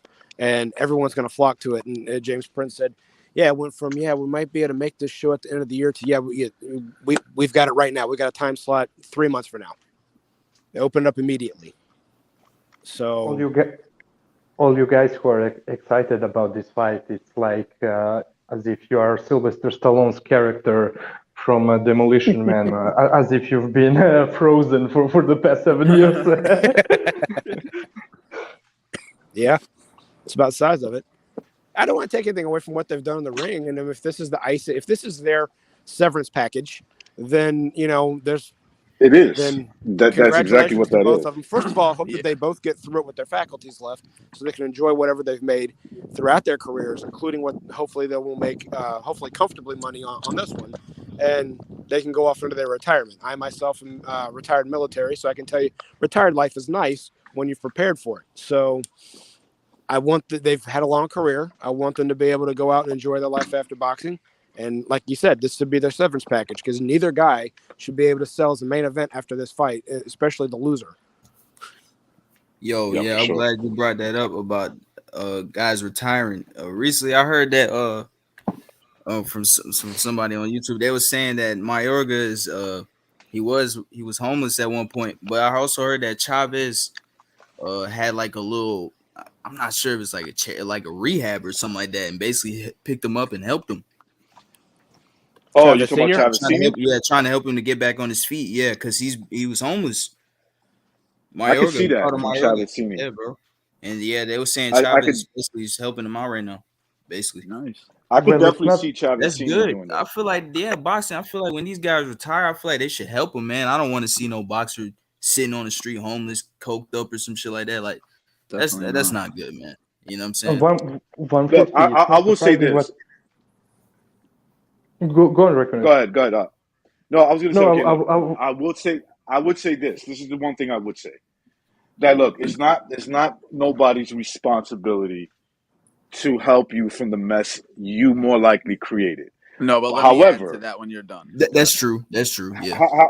however, if you like if you do see somebody in a bad situation and you feel like I can help that person, you actually feel that, I say go with that instinct, because there have been times, in my life, people that I knew that I was like, you know what, I feel like I could help this person because I also think that this person is asking for help.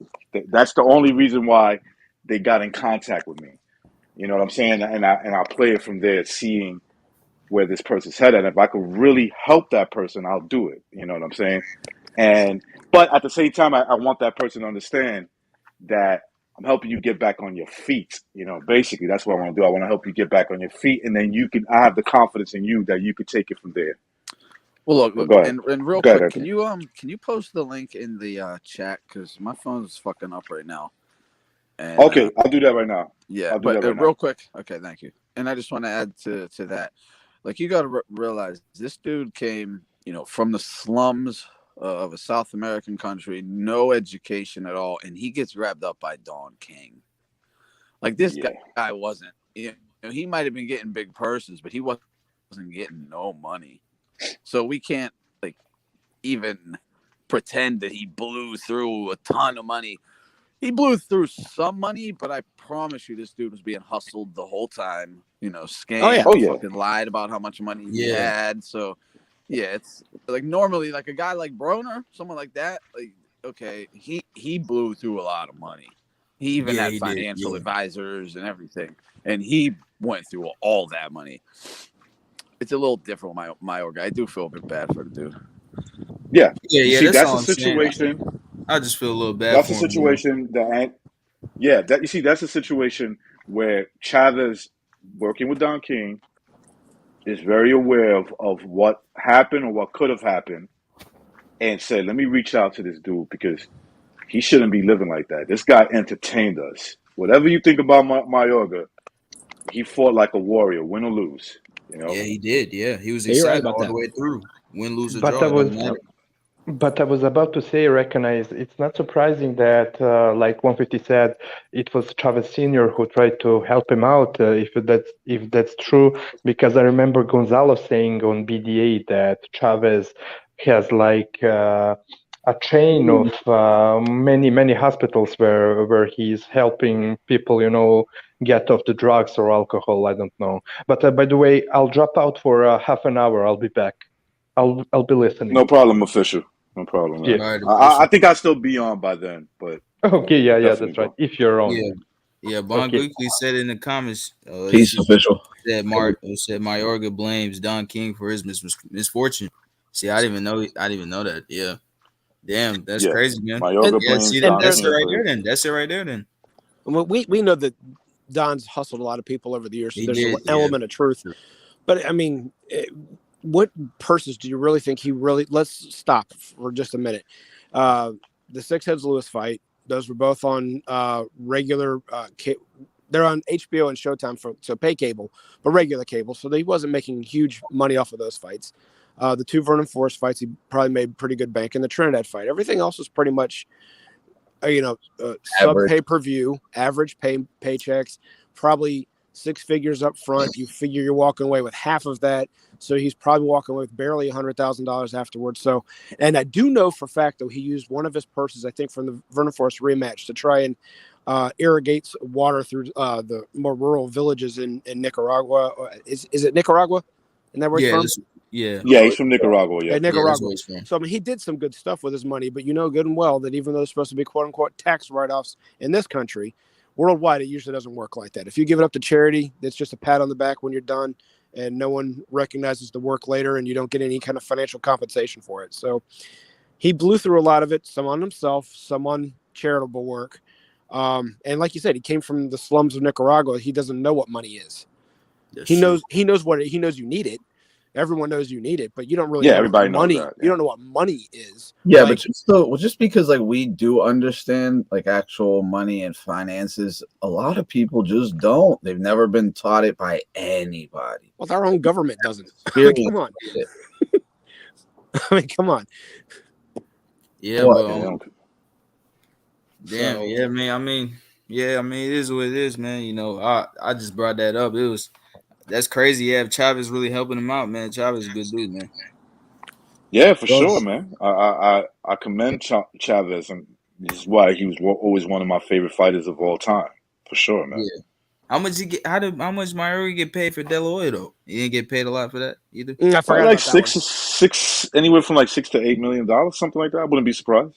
Maybe, but then again, De La Hoya might have been getting $6 to $8 million. And if he did, that means that because that was not. No, De La Hoya was getting at least $20 million.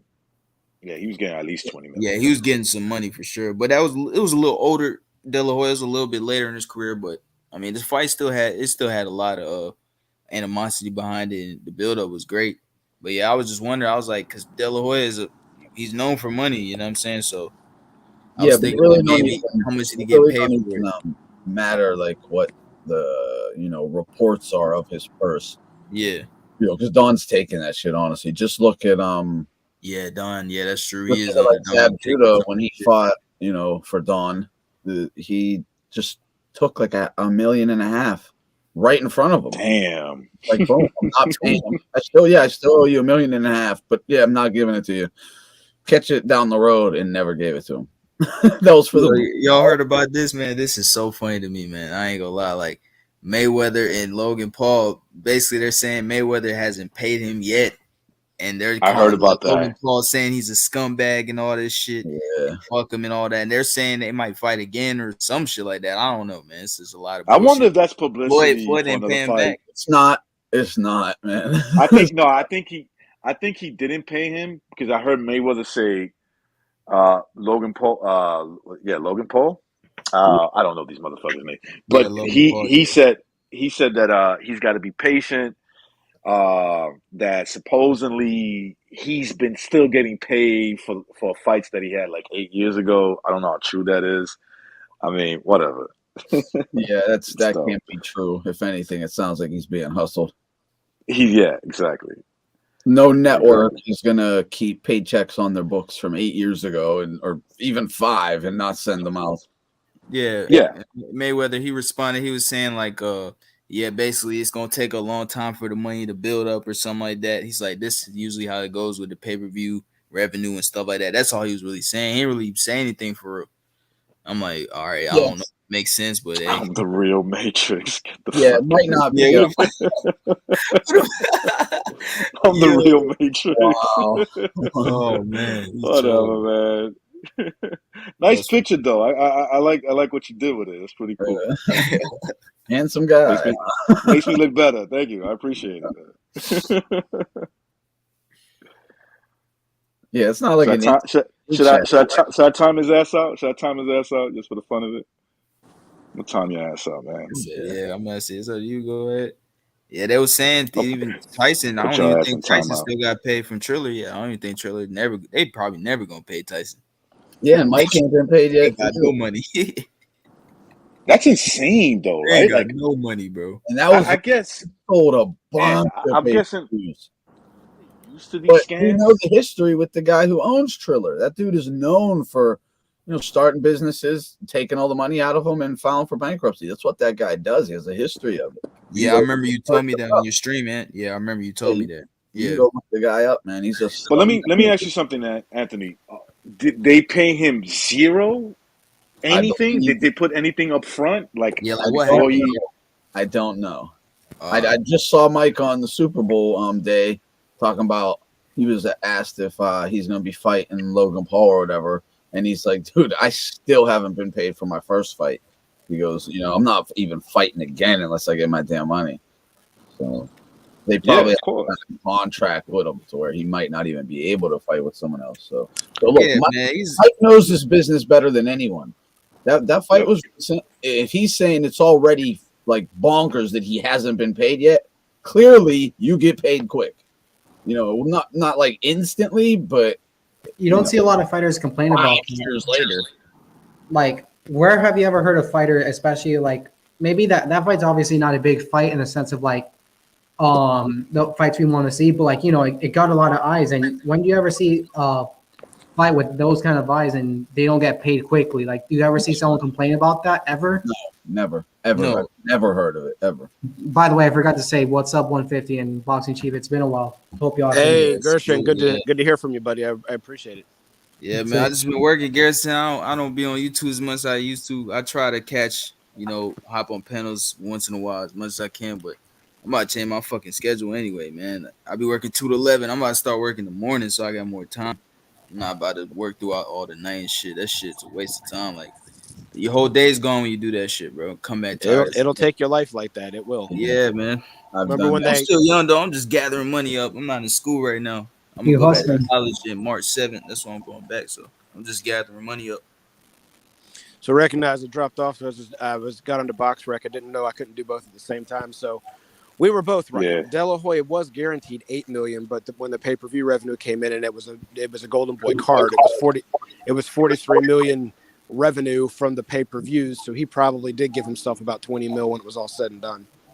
Yeah. Because at that point, De La Hoya was a 20, anywhere from 20 to 30 when everything was done, right? When everything was, he was a Right. 20, When $30 everything million was, his fighter. guarantees weren't that high, but his. No, And it was like 8 to 10 million. right. Then on the back end, because what did he get for Floyd Mayweather? It was something ridiculous. It was like in the 55. 60s.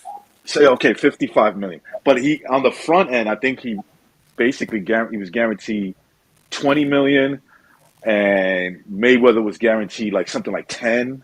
Right. And but in the back end, because that pay-per-view did over 2 million buys, from, if I remember correctly. Well, the rest of that, it didn't get split to the cable company. De La Hoya probably put Well, back but in the it Golden trickles Boy. down. The little bit of, once you pay off the pay-per-view network that is letting you use their platform, and whatever's left, these guys, it still comes out to a pretty nice, payday. Yeah. So wait a minute. I got a question because this just came to me while we were talking about this. Who pays the judges, the referees, and all the Promoter. officials? Promoter. The promoter does, right? The That doesn't get promoter, paid yeah. for by the state, even though Nope. they're represented by the state. They No. get paid Yeah. for by the event. People keep forgetting Correct. that kind of stuff when they're talking about all the money that's left over from this. They think that the fighters get it all. Well, no. I mean, each judge has to be paid. Each referee, all the way down to the first card, has to be paid. Everyone's got to get paid. Every fighter on the card's got to get paid, and they're paid off of either the ticket sales, the pay-per-view revenue. Some people think that you make a lot of concessions. I personally don't, because I think the concessions usually goes to the people that are sponsoring the fight. That's where they're you getting can make a lot off of merch if you're like a really loved fighter, but that's about it. right. Yeah. I don't think concessions really factors much into the profits for the event. Even then, the promoter probably gets most of that, not the fighters. Yeah, exactly. Yeah. Some people think too that the promoters, they just think they put up their own money. Nah, they don't. That would be kind of dumb for them to do that. No, That's why- yeah. That's why you get The sponsors. promoters- That's why they get sponsors. Brought Yep, to you by exactly. so and so, so and so, and so and so. And you've got to Yep, pay yep. those people back. And Exactly. the promoter gets the profits off of the whole thing. They may not put any money off of their own. They might. It depends on the situation from time to time. You're right, 150. They don't take money out of their own account and put it up there, and then they reap the rewards afterwards. So you're always in business with other people. Yeah. But at the same time, at the end of the day, a promoter's job, I'm not here to validate and fight for the promoter. But if the promoter doesn't make a profit, the sport dies. If Mayweather's always making all this money, or if Spence is always making all this money, and the money's always going to them, and they retire, the sport dies afterwards because the promoter's got nothing to sign the new talent, develop the new talent, sponsor the new talent, put these cards together. When you say it's a business for a reason. It's not always for the fighter. Fighters are just a part of it. They're the very small part of it on the back end. Now, I love the fighters, and I want to see them do well. But when they start to demand like more money than obviously the event can bring it, perfect example: Thurman and Porter was on regular TV, right? They got $2 million apiece. I can buy that. I can buy it. Being on primetime TV with the sponsorship that was there, TV revenue, ticket sales, stuff like that. I can buy that. If that fight was today, it would have been pay-per-view. It would have had to be because you can't afford anything more than that. If they wanted their 5 or more million guarantee, you can't do that on regular TV. It can't generate enough because the network has to make money. So I don't like the business side of it. I don't like to talk about it. But when if you say the business side, then talk like you actually have a brain. You know what that means. They have to make the fighters aren't the ones left that are going to be reaping the rewards of everything. Because if you give it all, the Knight never got all the money. The King did. That he represented. If the Knight gets all the money when the Knight dies on battle, guess what? The King's out of a bunch of money. If the King's out of a bunch of money, he can't bring up another Knight.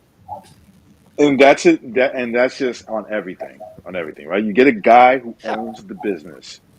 The guy puts himself in that position. He owns the business. The guys that he's going to hire are going to put in the work that keeps the business flowing. They are the reason you hire them. They are the reason that company has a reputation, but they're not going to get paid like you, right? They're not supposed to get paid like you. They should just no, they're not compensated, but you need a war chest to make sure the business don't go under if a job goes sour or anything. Okay, Absolutely. So you got an NFL owner, you got a head coach, and you've got Antonio Brown. I'm name dropping him on purpose. Antonio Brown was upset. There's a lot of different stories about what's happened, but he was upset he wasn't getting the ball enough to meet his quotas, right? Okay, at the end of the day... He's a diva. He's a typical diva. He is a diva. At the end of the day, he chose to sign an incentive-laden contract. Bruce Arians' job is to win games, not to get Antonio Brown the ball.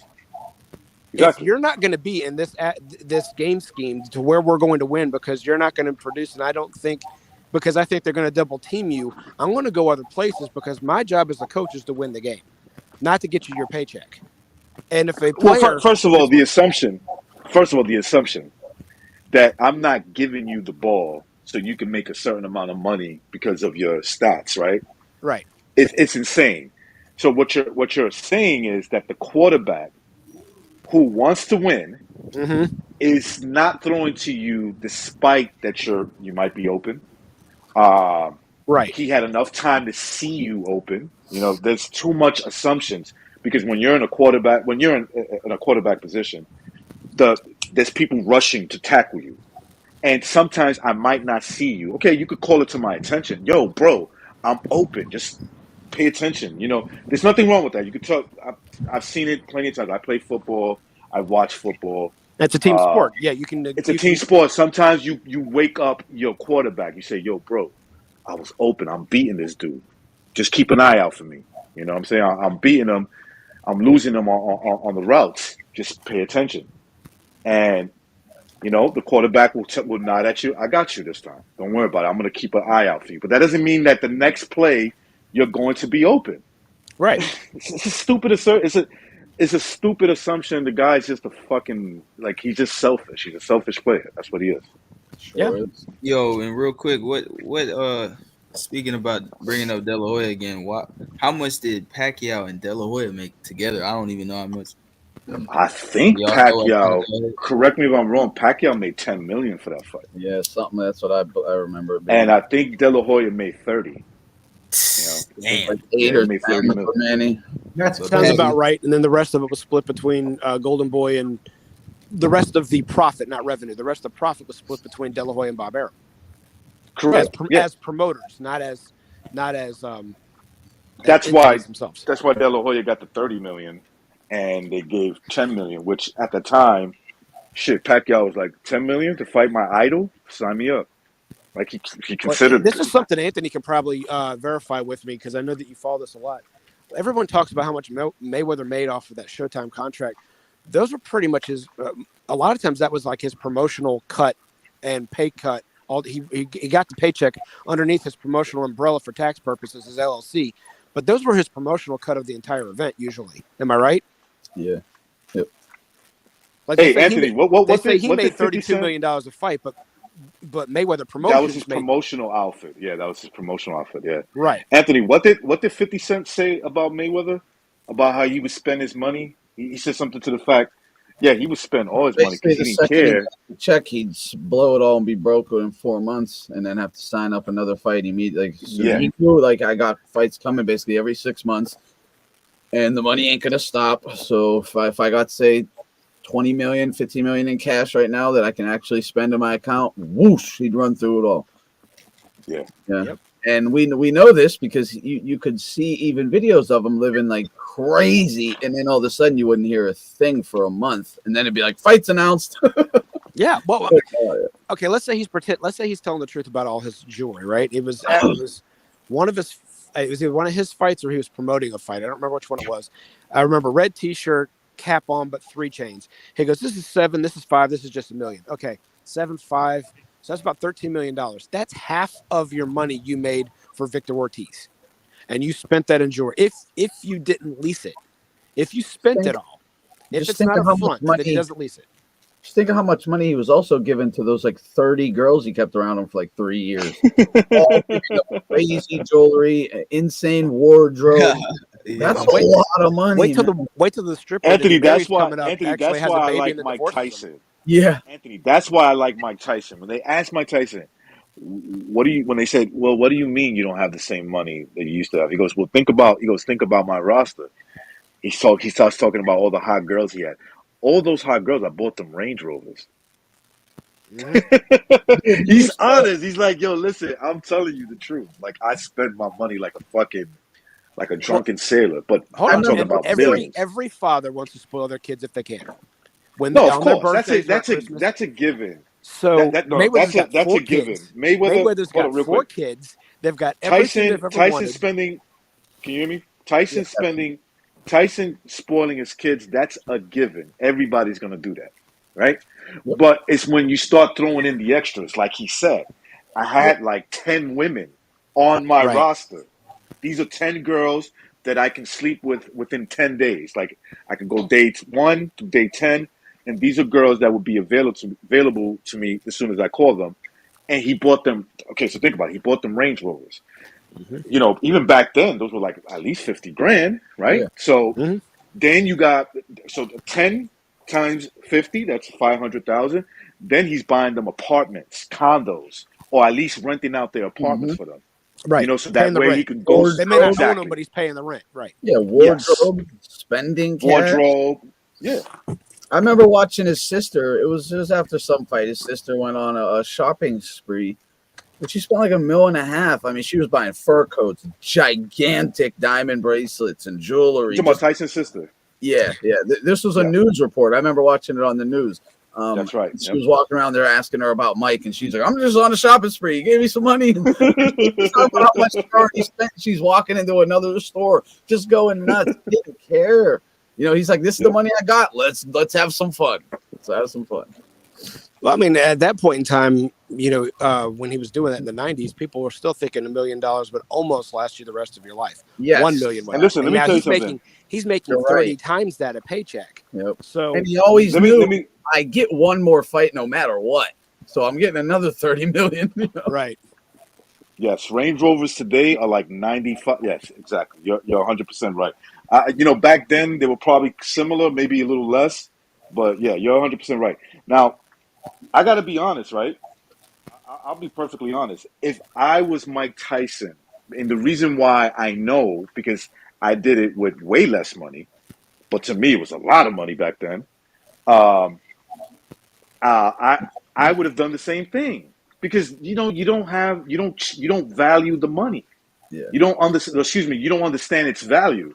These are not So these are not things that are guaranteed. So when you have a kid from Brooklyn, who's living in the ghetto, probably one of the worst ghettos, not just in the city, in America, okay? Yes. And he had nothing. He was like beat up on, probably molested, all this crazy shit you could imagine.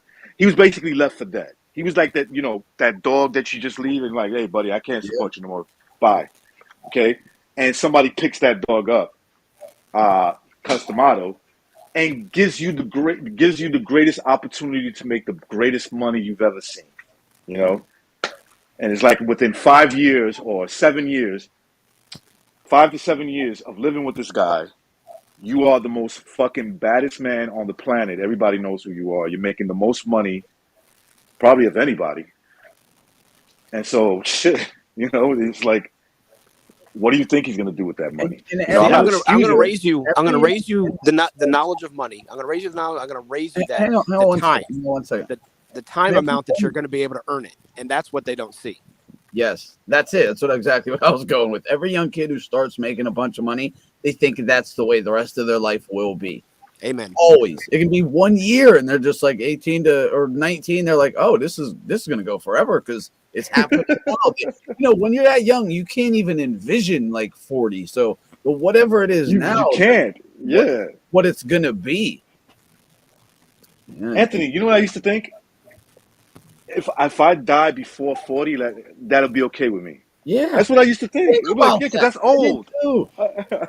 Now that I'm close to 50, I'm like, dude, I could live for another 30 years, 40 maybe. I hope so. Yeah, that's my goal. That's how I feel now. Right now, at close to 50, I feel like, give me another 40 years. I could live that long, I used to think that, and then things started going sideways, and the world started going crazy. Well, yeah, of course. There's always going to be things in your life that make you say, man, shit, if I live to like 2 years, I'll be all right. Now the entire socialist world coming down on me is making me think, do I really want to see 40 years from now if it keeps going? But mentally and physically, I feel like I would have never understood this in my 20s. No, you're absolutely right about Never that. understood that. Well, yeah. I mean, you and I are close to the same age, so I know exactly what you're talking about. Yeah, which me and you are in our late 40s, so and if you're in your 40s, you know what I'm talking about, period. If you're in your late 30s, early 40s, you know exactly what I'm talking about. When you were 20, you can remember that.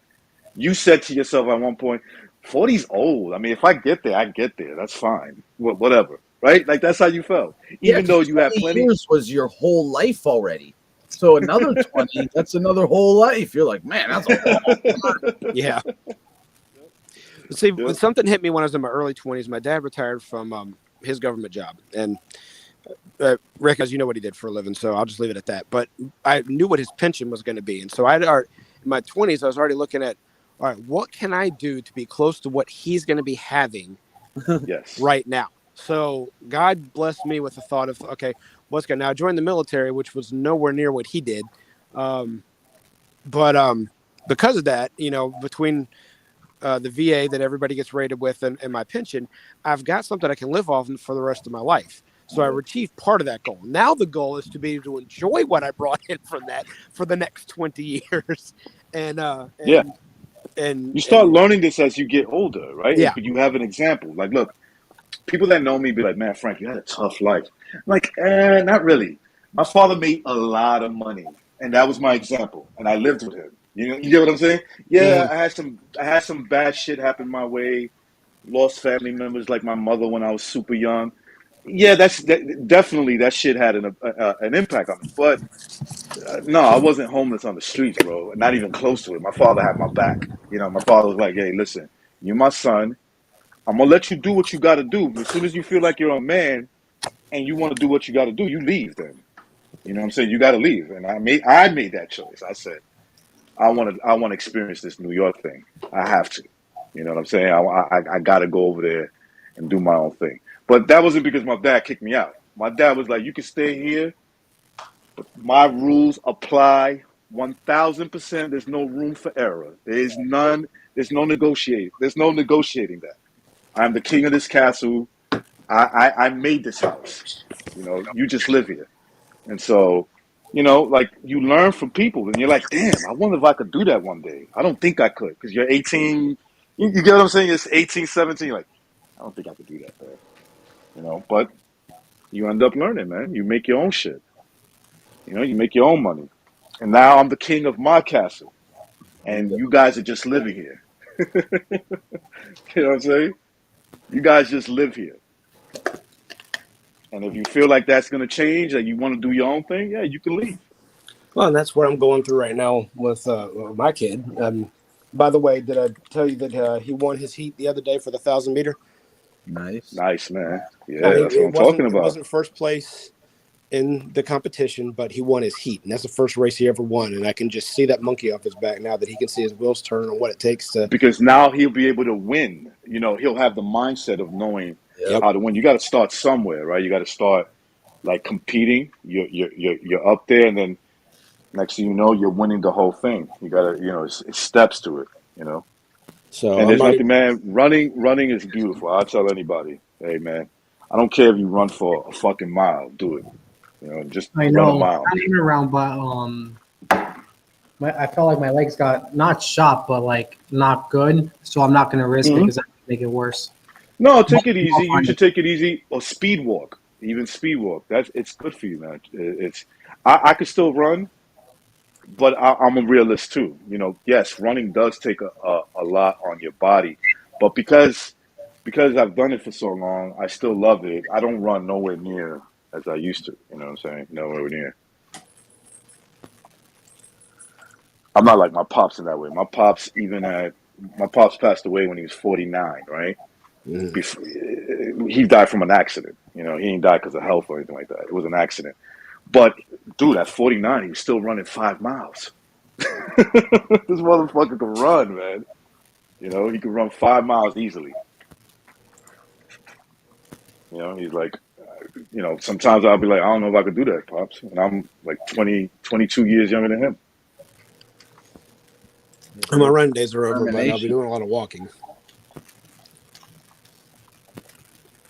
I've taken up nature walks. Good I go in the too. backyard through the That's a good way to do it. wetlands, and I just walking through trees and jumping over creeks and stuff like that now. I like that, Rat Packs. I like having someone older than me. That's cool, bro.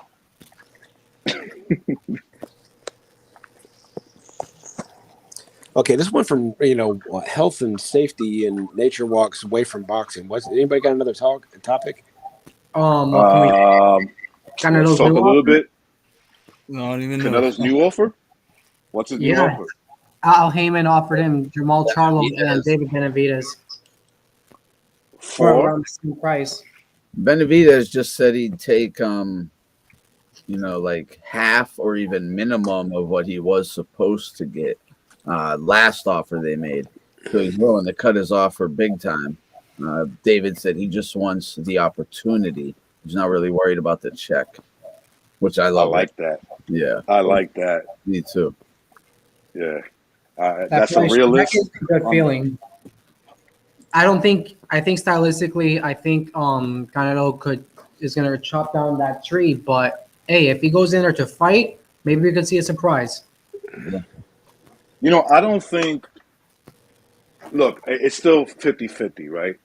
I think if I understand Canelo by his patterns, I think Canelo, if that's true, Gerson, right? Like if that's this, I'm not saying that you made that up. I know you got that from a source. If that's really on the table, I can't see why Canelo won't take that deal with PBC. I can't. You know, I thought you had a 2-fight deal for the plan fight and then another one, but I guess it was 1 fight if he has this new offer. Yeah, I mean, I like, thought it was a 2-fight deal. I don't know what happened there. They say Maybe he it has was the an zone auction deal. or something. They say he got to deal with the zone. They were saying that they wanted him to fight Triple G and damn, who else? Bivol. Bivol. Bivo, yeah, Bebo, yeah, and that's it. Those are easier yeah, fights. I can't say right. that. If you're looking at, Let's put that in perspective. No, the only hard fight in that should be Benavidez out of all 4 of those guys. Bivol will be difficult, but not unbeatable for Canelo. But Benavidez has not shown me that he can be a star. Stars know how to stay disciplined. Stars know how to stay consistent. Stars know how to take the pressure. Stars know how to promote themselves. Stars know how to stay in shape. Stars know how to take it seriously. He hasn't shown me he can do any of that. He showed me that he can Listen, fight. And I that, agree with that. I No, I agree with agree with that. that. But I like, agree with that. I definitely agree with that. But in a one fight, give it your all, and you're fighting Canelo, he can catapult himself to that. Wow, this guy just beat Canelo. You know what I'm saying? right. And he's And so not, everybody's gonna know his name. and yeah, he's not going Now, to be no like face of boxing or nothing. But no, who he won't be the cares? face Like, of was boxing. Saunders going to Exactly. be that? Was Plant going to be that? You know, Nope. Nope. don't matter. I mean, we just see some good ass fights. It'll definitely catapult his name though, for sure. Yeah, it will. And that's about all he can ask for. What's up, Well, Reverie? unless he wins, and then it does more than catapults. Yeah, listen, but whether he can maintain that, that's another question, right? Right. So Um, here's the way I see it. Nonino Donaire versus Rigondeaux. mhm. Donaire was fast enough to hit him because he did. He was strong enough to knock him down because he did. He was able to cut the ring off because he did. He didn't do it all at one time, and he wasn't disciplined enough at that weight to be able to pull it all off at when he needed to. That's kind of the way I see Benavidez. He's got everything he needs. Can he do it all at once? Can he put it all together, all of it together? That's why Douglas beat Tyson. He did. He had all the tools, but he did it all together. He put everything he needed to together. Can Benavidez put it all together on any one night against something at or above his level? And in this case, it's above his level. Well, what I would say is if he has the skills and all it takes is putting it together, then basically his only problem is putting it all together. You want the skills. That's the one thing you want. You want to be able to have, Right. like, physical attributes, skills that can, on a given night, can beat a guy of Canelo's stature, right? Right. Canelo hasn't like shown in like this just new way of fighting. He's pretty much the same fighter, it's just that he's a lot stronger. And actually, he's digressed a little bit because you can see that he obviously doesn't. He's not put in a lot of situations where he has to throw more than one punch at a time, right? Right. Um, he'll do that in spots, of course. He'll do that in spots, or especially if he got you hurt. So if you're David Benavidez, all you want is your shot, and his mind frame, whether or not he can pull it off. I don't worry about that too much. Sometimes guys force you to get things all together, and maybe that will happen with Canelo. When Canelo's like fucking. Remember, this is a guy who's used to fighting big dudes since he was 14. That doesn't leave you. That doesn't leave you. That doesn't guarantee you a win. It doesn't guarantee you a win. But what I'm But saying, it gives you doesn't leave your comfort. mindset, your instinct. It makes you comfortable. Yeah, and your body, and yeah, it makes you comfortable. Exactly. Exactly. What do you think of To me, people that So say that'll be an easy fight for Canelo? which one? Benavidez. None of them are easy. Charlo's the easiest, but none of them are easy. Yeah, I yeah, don't none of think them are easy. none I'm of those sorry to fights are say. easy. Yeah. Yeah. None of those How I fights are think rank easy. is I You think I got think you know what it is. They get caught up in the hype of Canelo, right? They get Yes. it. Yeah, Look, go look at Plant, and I'm not saying Plant gave him some problems. Okay, now yeah. Plant is not, he's not a power puncher. He's not really. I don't know what really he is. He's just like a mover, right? And so that's basically who he is. But no, these guys. Remember, Charlo hits hard. Okay, yes, Yeah. I think he's the easiest one out of them, but Charlo does hit hard, and if he catches him with a good shot, you don't know how. We can't say with a certain uh, belief that 100% he's gonna respond well to it. You never know, Am I crazy? right? I saw Plant hurt Canelo. Well, maybe not hurt, but he did stunned. something to him with a body shot in The that ninth fight. round was it the seventh round? Seventh or ninth round? Yeah, Yeah. yeah, Body, I yeah, don't know. hit him with a body shot. I remember at 1.2 when Caleb Plant, it was a little bit in the later round when he threw that flurry. He caught Canelo with a couple shots with that flurry. He blocked a yeah, few of it, but Yep. it got through. It hit him. It was a good yeah. shot. Hmm. I look at that. Nobody's It's unbeatable, not man. bad, man. It's just his gas tank. His gas tank is shit. That's what it is. He With can't that, keep up. you gotta look back at that Cotto fight. I had that Canelo winning 7-5, A lot of that was a close fight. I thought Canelo clearly won, but it was close. Then him and Bivol fight in a similar. Obviously there's differences, but they're fairly similar. In style, work rate, the in and out, the jab, everything really. And he's a way bigger version, 4 inches taller than Canelo, got a couple inches in reach on Canelo. He's gonna not be the smaller man in terms of weight in the ring versus Canelo if the fight is at 75, which is the only way I think that shit should happen. I don't seeing someone get brought down a division or anything like that. That fight poses a serious threat, in my opinion. I see Sabo thinking that Bivol's the easiest. I gotta disagree with you there, Sabo. That is a tough fight. The fact that they were aggressively going for the Bivol fight should tell you that that's an easier fight. Well, they weren't aggressively going for it, and they were trying. Well, they're thinking about bringing him down. Yeah, so probably that's the reason why. But I don't think at full 175, no rehydration clause. I don't think that's the fight they would definitely say, "Yo, that's the easiest fight." I don't believe that. They haven't even talked about that. So it ain't. Now bringing them down, yes, of course.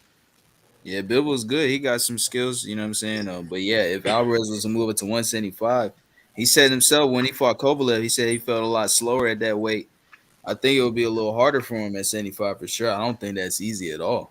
Bivol, he's not a power puncher, but he's got respectable power. He's got power to push you back. He's a bigger guy. He's pretty fast. He can move around the ring. Yeah, he can give Alvarez some problems, man. That's not an easy fight. Charlo, I would say, good defense. Exactly. Charlo, he's got a really good jab. I feel like that could give Canelo some problems, but he's not the best boxer. He's not the best inside fighter, but it's not easy. He's got grit. He's never been dropped. He's got a good chin. Triple G. The only problem with Charlo, Triple G's a little older, but I think Triple G still has some left. He could probably still give Canelo some problems. You know what I'm saying? They had some wars.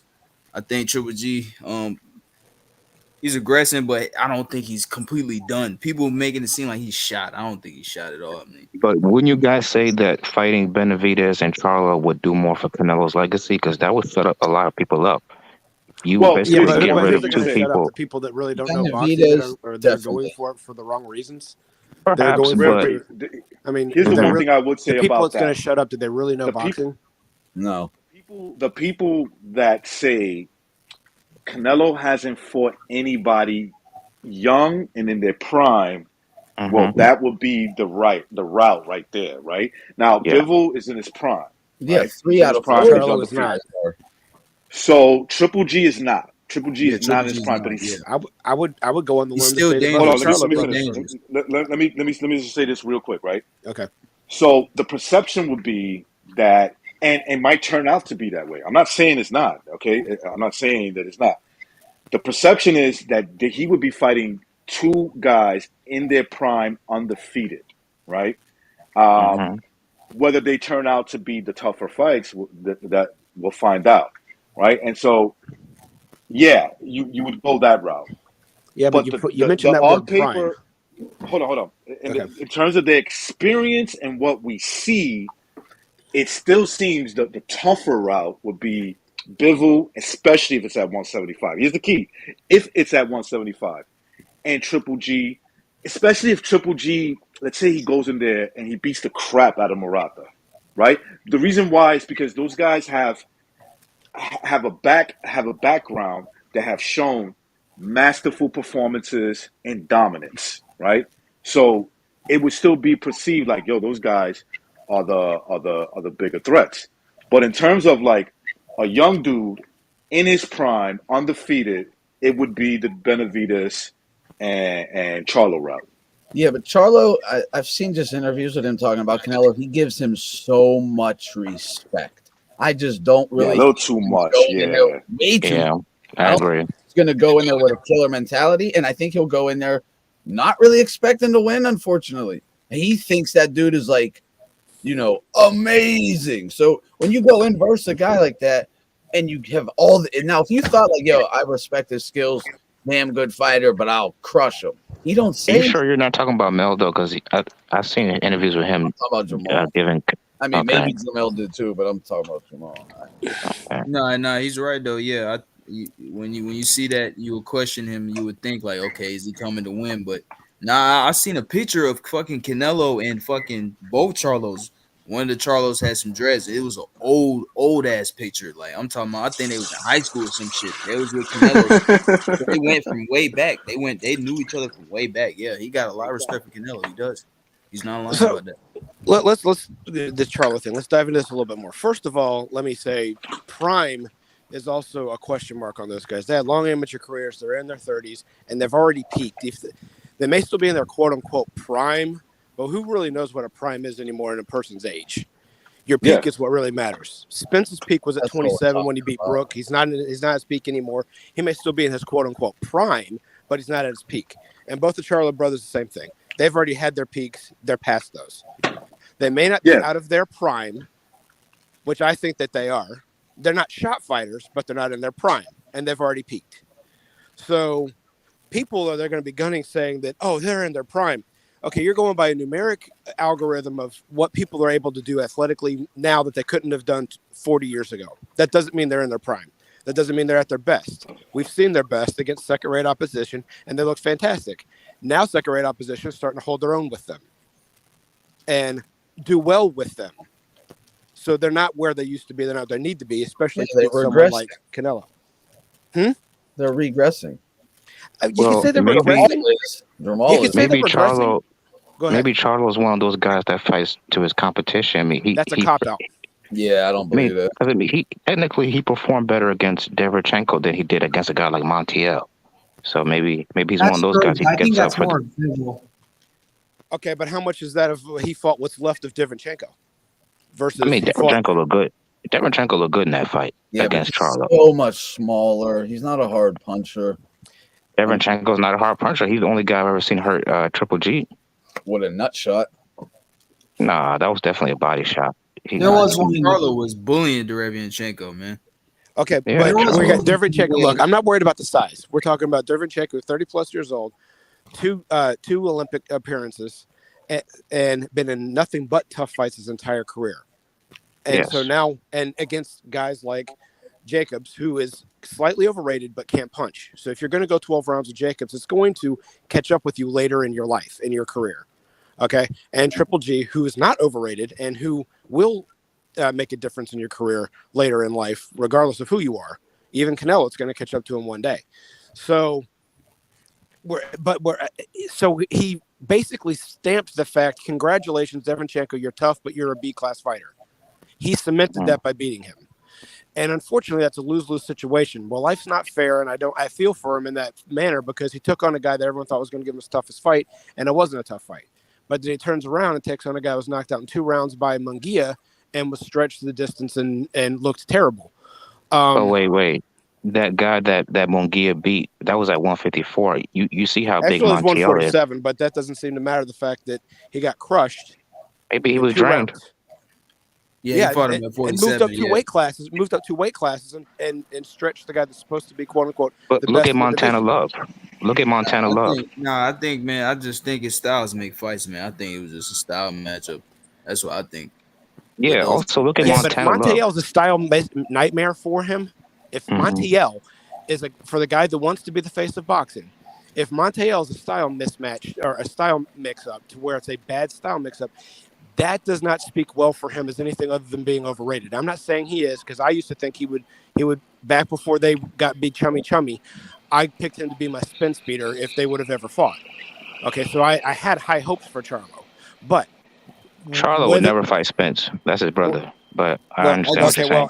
I just think Montiel, he's just hella awkward, you know. He's an unorthodox fighter, hella awkward. He just gave him a lot of problems. Yeah, but Chris Hogan's kind of like looked awkward in that fight.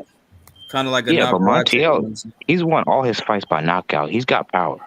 Nah, yeah, he has power. He does. I'll give him that. But yeah, you right, Boxing Chief. He's not world level. He's not the highest competition in the world. I just think it was a bad style matchup. Look, you're gonna say styles make fights. You have an argument because I mean everyone says TBE for Floyd Mayweather. I'm not going to get into that part, but Manuel Augustus was nowhere near TBE and said that was one of his top 3 toughest fights. Yep. So yes, styles do make fights. Things do throw you off. But what has Charlo done to ever let you think that go, wow, you know what? That guy's definitely going to be a first ballot Hall of Famer because of, and then name me the fighter he did that with. You said that was a Hall of Fame performance. I mean, you could technically you could make that same argument for Bivol. Well, Bivol's nowhere near Hall of Fame, but he's not getting that kind of hype. Bivol doesn't have that kind of hype. Of course not, because he's not American. We live in America, so Charles gonna get more hype. Yeah. Basically, what I'm saying is, what you bring in Bivol, try again, because that was not even good enough to bring into this conversation. Try again. Well, he's a guy that's in contention to fight Canelo, so I think he is in discussion. And the American thing does matter. I mean, if that dude was a black American, he'd be getting all the hype in the fucking world. Yeah, of course. If Bivol was American, they'd call him the next Andre Ward or something like that. Andre Ward is overrated. I don't know about that, but well, listen, if he was, he'd be hyped like a motherfucker. Where you're talking about a guy that barely fights and has one belt, one weight class, versus a guy that's supposed to be the face of boxing. That has I mean, technically, Andre Ward didn't get the hype either. He's going to the Hall of Fame. He got plenty of hype. He did, but you know what I mean? Like, Andre Ward is not like a big star. No, but fighting a guy he wasn't hype at the end. Yeah. No, he had hype. He just didn't sell. That's what it is. He didn't sell. He just he didn't sell. He didn't. Yeah, I mean, he had the Pernell Whitaker curse. He was good, and he could be at the top of the pound for pound game, but he couldn't sell anything without a solid dance partner. No, not his fault though. It was a weak weight class. Didn't matter what weight class he was in. He wasn't going to be able to sell. He would need a dance partner. He could have fought Adonis. He had a lot of fights. Yeah, the point is, those guys were going to help him sell. Andre Ward wasn't going to sell. Pernell Whitaker didn't sell. Chavez helped him sell. De La Hoya helped him sell. Trinidad was on regular HBO. This is one thing. Boxing Chief, this is one thing you can agree in. Wouldn't you say Charlo and Benavidez would be more lucrative for Canelo? If they were in the same deal, yes, but they're not. I see what you're saying, and I'm agreeing with you, but they're in 2 separate deals. Okay. So I mean, what's okay? What you're saying is nowhere near a disagreement. Those would be the most lucrative fights for him, but one's being. Here's the thing: what's the deal, G, right? Go ahead. What's the deal, guys? Like, what is the deal between the difference between Benavidez, Charlo versus Bivol and Triple G at the Zone? Is it a little bit more money or is it the same? Because if it is the same, if it's the same deal, then what Canelo chooses will kind of be he would kind of be like saying, look, I think this is the easier route for me. Yep, you get what I'm saying? Yeah, if he's the guy that he portrays himself to be, and he wants to look for a challenge, then the best. Come on, I said, you don't if believe the guy that. he portrays to be. Okay, he can't get in his mind any more than I can. You don't fight 75 or even 60. You're undisputed, not 68. But with David, he picked 68 because he viewed it as the easier route. Like, because it was. He did. Yeah, it was the easier route, and he did it. And look, props to him. He fought guys for the belt. It was the weight that he could make the strongest. That is not. That's an undisputed argument. He could make himself stronger at 168 than he could, regardless of the competition. He could make himself stronger at 168 than he could going back down to 160 from 175. Boxing Chief, I have a question for you. Would he have done that if Benavidez didn't lose his belt? Would he have done what? Unified the division? Went for undisputed. Would he have gone for undisputed at 168 if Benavidez was still champ? We'll never know. Yeah, we'll never know. We'll never know because and hey, you know what? I'm gonna take you and raise you. We'll never know because hold on. Let me finish. Let me finish real quick. We'll never know because Benavidez didn't do his job and stay consistent and keep his belt. And that's his fault. And the reason why we haven't had that fight is because Benavidez fucked up. And I'm tired of people taking Benavidez Canelo saw the light. Oh shit, Benavidez not champ no more. Let me move up. Yeah, that's the question. Okay, it's plausible. Now prove it. I mean, it just seems plausible. Just do it NBA, and as soon as the Benavidez fight's there, he's like, I don't fight Mexicans. So wait, he's like, he did say that. Tell me he did I gotta go through Callum Smith. You mean to tell me I gotta go through Callum Smith, Billy Joe, and Caleb Plant to become undisputed?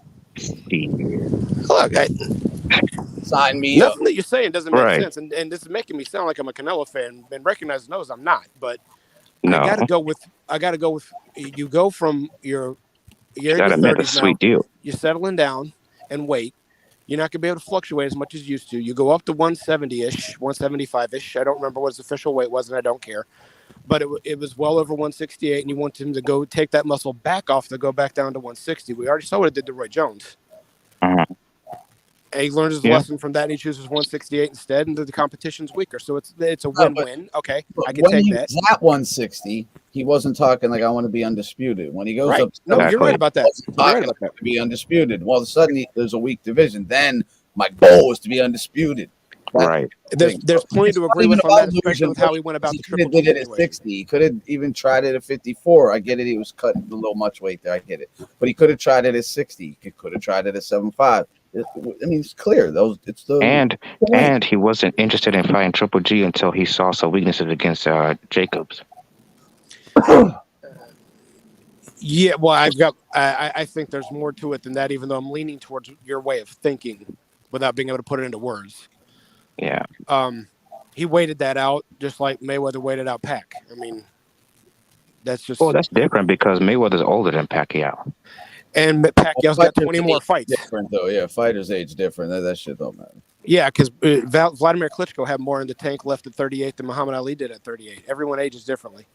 Yeah, everyone. Also, Yeah, exactly. One Pacquiao guy's only been in fight to so 42. many wars, and another one really ain't ever been in any. I mean, Pacquiao's still formidable because he did just beat Thurman like a couple years ago. So, Well, Anthony, even at that time, Anthony, to raise you one off of that, one was fighting 107 other teenagers at 172 pounds, and the other was fighting heavyweight since he was 16 years old, with 100 amateur fights. So, which one had more left in the tank based off of what? That's a big debate to get into. Yeah. Klitschko had way more amateur fights than Muhammad Ali did. Klitschko? He had against bigger men. I wasn't even talking about Klitschko, but yeah. Okay, well, when you said tougher fights, when I made the comparison between. I'm sorry, I was still talking about Pacquiao and Floyd. I thought that's what you were talking about. Okay. Well, okay. Yeah, and well, you and I already know from your videos that you and I are on the same page on Pacquiao. Yeah, I'm on the same page. But what was the question about? What was the question about Vlad though? About Vlad? Yeah, Real quick, we made a 150. reference to age and how fighters age differently. I said that at 38, Klitschko had more in the tank left than Ali did at 38. So you can't say because Floyd was older when Manny had 20 more fights fighting grown men since he was 16 years old and Floyd was not. That makes it was an even playing field because of that. It wasn't. They aged differently based off of their lifestyle and what they had to go through in the ring. I guarantee you, what Manny had to go through in the ring was tougher than what Floyd did. well, if you watch the fight, Manny didn't lose because of age or any digression. He just got outskilled. I don't even think. So no amount of deterioration in terms of like ring battles is gonna. You obviously weren't watching the that later gap part of in his skill. career. Also, not to mention Floyd was not in his prime either. Pretty boy Floyd, I think, beats the hell out of Pacquiao, but that's just my opinion. Well, Pretty Boy Floyd wouldn't have gone anywhere near Pacquiao. Exactly. I think he would have. That's the best fight I've ever seen. Definitely wouldn't have. No, he totally wouldn't have. First of all, if Floyd really wanted to fight Pacquiao, He he would have come up with Pretty a boy million got different the best excuses. guy in every division he ever fought in. And Manny didn't get I think he outskilled. got He got him. It's an indisputable outmaneuvered. fact that Floyd Mayweather fans need to face. They need to face Well, this. When it came okay. time to back in that fight, Mayweather came in on the 11th hour and threw in a blood test. Within a year, Manny had agreed to all of those deals, the dates and everything. It was even on not first take, pardon the interruption, that they broadcast the fact that Manny had agreed to all of those terms. Mayweather still used that as an excuse for 2 more years. Mind you, also the fact that when they first sat down for negotiations, a 50-50 split was agreed upon by Floyd Mayweather, and then he threw that as a clause in to not take that fight afterwards. Every excuse that came outside of the blood test, which Floyd threw out there first, by the way, came from the Mayweather camp. Okay, but wouldn't you say you guys always say styles make fights? What is one of Pacquiao's weaknesses? He doesn't do it that well against counterpunchers. Who's a better counterpuncher than Floyd? Well, not Ray just Leonard, but that's not the point. It's not purely counterpunching. It's the guys who throw a lot of punches like him, right? Like Timothy Bradley. Marquez throws a lot of punches, right? But look, you said that Mayweather schooled Pacquiao in in their fight. I didn't see it that way. I saw I it didn't say as I won't say school. Well, well. beat him. Okay, you thought that you Beat said him. okay. You clearly beat him, right? Now, what I would Um, say to that is he that was like a high value sparring session. That fight turned out to be just that. Mayweather um, wasn't really trying to make a fight out of it. His father told you. His father was like, you got to take the fight to him. You're fighting scared. That's how he viewed the fight. And Mayweather was like, don't worry, Pops, I got it. Right? Because he kind of knew that his style with Vegas would get him the edge on the scorecards. And it did get him way more than the edge on the scorecards, which Yeah, 118, it's neither 112 here. showed the fact Yeah, that he yeah. had the edge going in. It's neither here or there, right? Like I don't. The scorecards, I knew they were going to be what they were if he survived and the fight was remotely close. That's what it was going to be. But like the problems that if Pacquiao had, you can see it. It's obviously there. It was guys who threw a lot of punches. Even when he beat Timothy Bradley, in my opinion, he beat him all 3 times. Bradley gave him fits. Why? Throws a lot of punches. Throws a lot of fucking punches. He doesn't just let Pacquiao dictate without a fight. And those are the guys in terms of in an actual boxing fight where two guys want to engage. That's what gives um, Manny Pacquiao problems. There's one other Outside of problem. There's one other problem. outside running. Hold on, let me finish this point. Okay. Outside of running into a big counterpunch to Marquez, right? A guy that they were going at it at the time. Pacquiao got careless and he got knocked out. Yo, Aldo's asking for the link if you could drop it. I got you. But the part of the Mayweather Pacquiao, all right, when we're talking about what gives him trouble and everything else, it's the guys he goes in there to knock out. He never tried to box Marquez. He always went in there trying to knock Marquez out. It wasn't because Marquez didn't let him. It's not because Marquez didn't let him. It's because if Pacquiao wanted to bounce in and out and move around, there wasn't a thing in Marquez's repertoire that would have stopped him. Same with Tim Bradley. He wanted to go in there and knock him out. So he walked into their shots. He didn't try to box Mayweather either. Because Mayweather, he avoided boxers for a reason. He faced one, Zab Judah. Look how much trouble he had for 5 rounds. That's why he never fought Stevie Johnson. He admitted Zab's only a 4-round fighter. But that's why he never fought Stevie Johnson. That's why he didn't fight Paul Spadafora. That's why he didn't fight Vernon Forrest. That's why he avoided Shane Mosley for all those years. All while he was pretty boy. Yeah, all while he was pretty boy.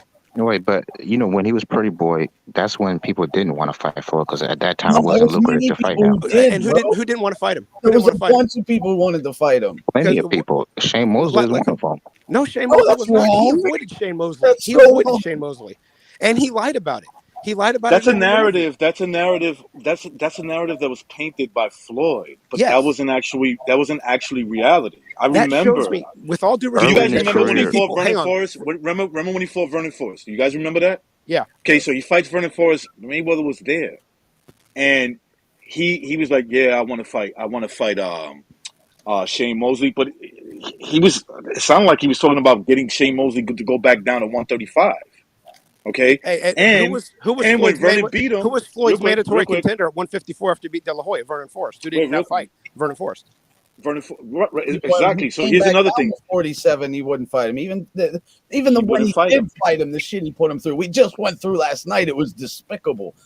And Floyd can't fight everybody. Everything moving at 35. That's a cop-out excuse, but thank you for using it.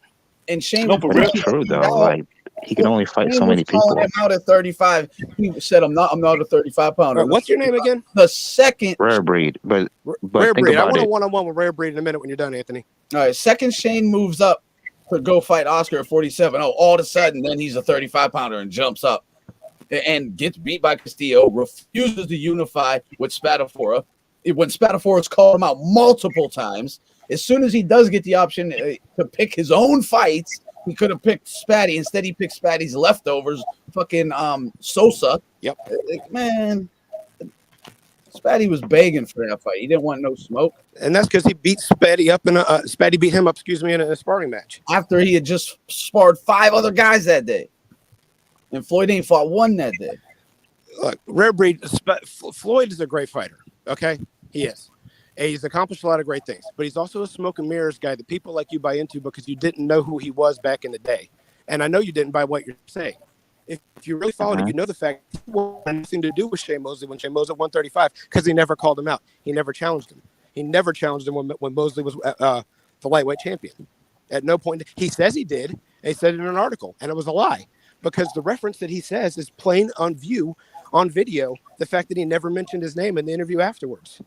He said he did it after the Carlos Rios fight. Let me finish, because I can't wait to hear your rebuttal, because I know that I'm going to have info for whatever you say.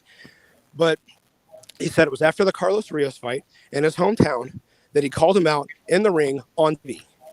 That fight is on YouTube. You're welcome to go look it up and listen to the entire ring interview afterwards. He talks about breaking the record of Joe Louis's 25 title defenses in one weight class. Never mentioned Shane's name. By the way, Shane was commentating on that fight and sitting ringside. Floyd didn't mention his name once. Yet he said in an article, which was a lie. Please respond. When did he challenge him at lightweight? 1 second. Okay, see, the problem with that kind of logic is, let's say he would have fought Shane Mosley. Then another guy said, well, he didn't fight Paul Williams, or he didn't fight Amir Khan, or he didn't fight We're not whoever. talking about any of them. We're talking about Shane Mosley. He didn't, but we're talking about Shane. We're talking about Shane. So you can try and twist. You're changing a narrative. Why did he not call out Shane even though he said he did? And what evidence do you have to prove me wrong? That is the topic going on right now. That is the subject. You mention any other fighter, you are giving into the fact that I'm right. So give me some info. We can get into them guys too. Yeah, we can get into them too. But we're talking about Pretty Boy Floyd. We're talking about Pretty Boy Floyd. Hold on. Rare breed. If he's the boogeyman, why did he not call out Shane? He did call out Shane. He called out everybody. They weren't sitting fighting. Not at lightweight. He did. He turned down a payday to fight Floyd at Shane at lightweight. You don't have to facts straight because you don't know what you're talking about. Boogeyman, bro. Trust me. He was killing everything moving. Give me 1 second. I'll be right back. Take your time because you're going to need a lot of time to put this together because you're wrong. Oh, man. Hey, when Shane was having surgery. I love guys like that. I love the guys like that come in. They're going to tell me that they've been following boxing their whole career, but they obviously didn't follow during that period of time because if they did, they would know that Floyd and Shane were supposed to fight on HBO, and Floyd never agreed to the terms.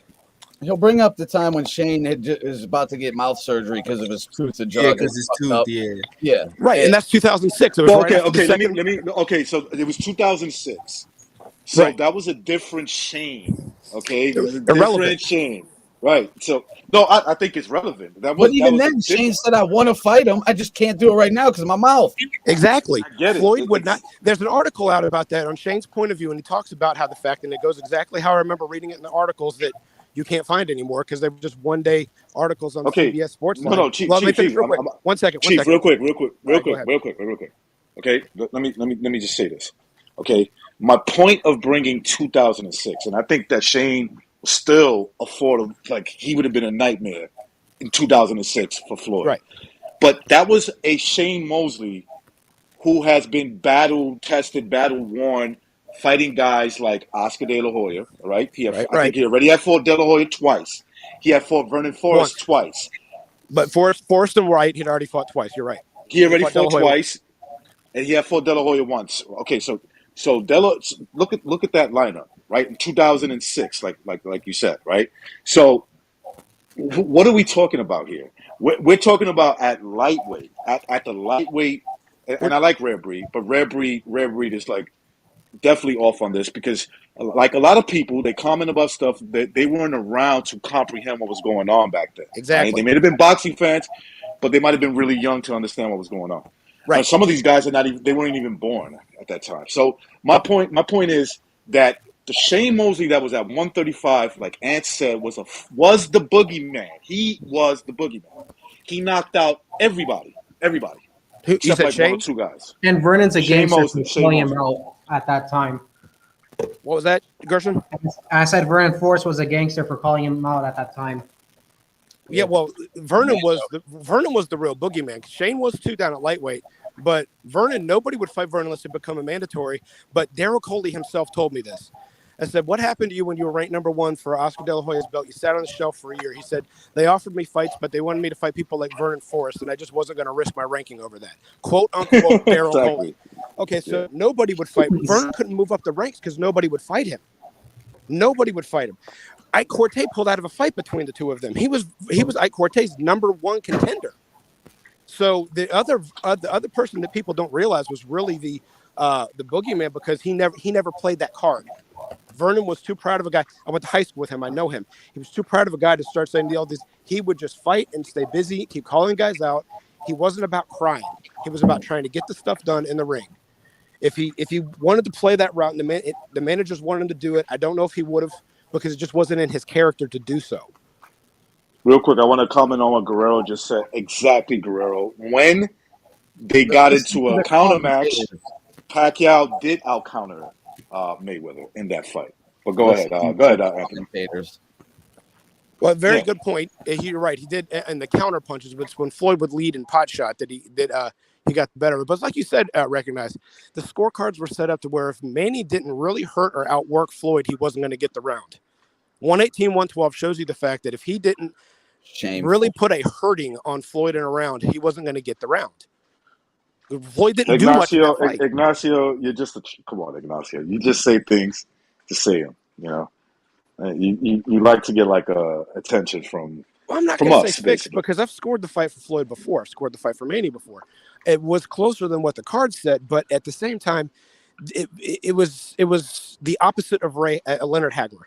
It was the opposite of that. It wasn't the fact that Floyd still won the show, but it wasn't the fact that he stole it with exciting moments at certain times.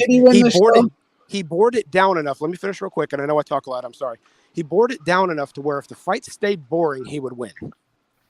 Yes. That's it. That's not winning a fight, though. That's not winning a boxing fight.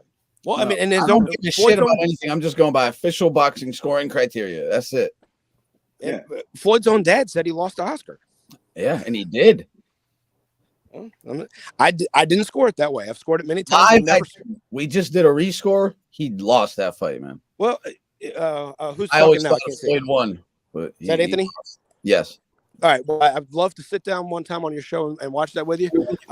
You and I are usually on the same page. We're a little bit different on that one, but again, it doesn't matter about the fact that 20 years from now, people are going to go down the list and read interviews, and you're going to see that Floyd Mayweather's dad said, "I thought Oscar won." Mm-hmm. His own dad thought he lost, so there is some controversy to that fight. I'm not one of the ones that thinks he lost, but enough people, including his own dad. We even did a true punch count at that fight.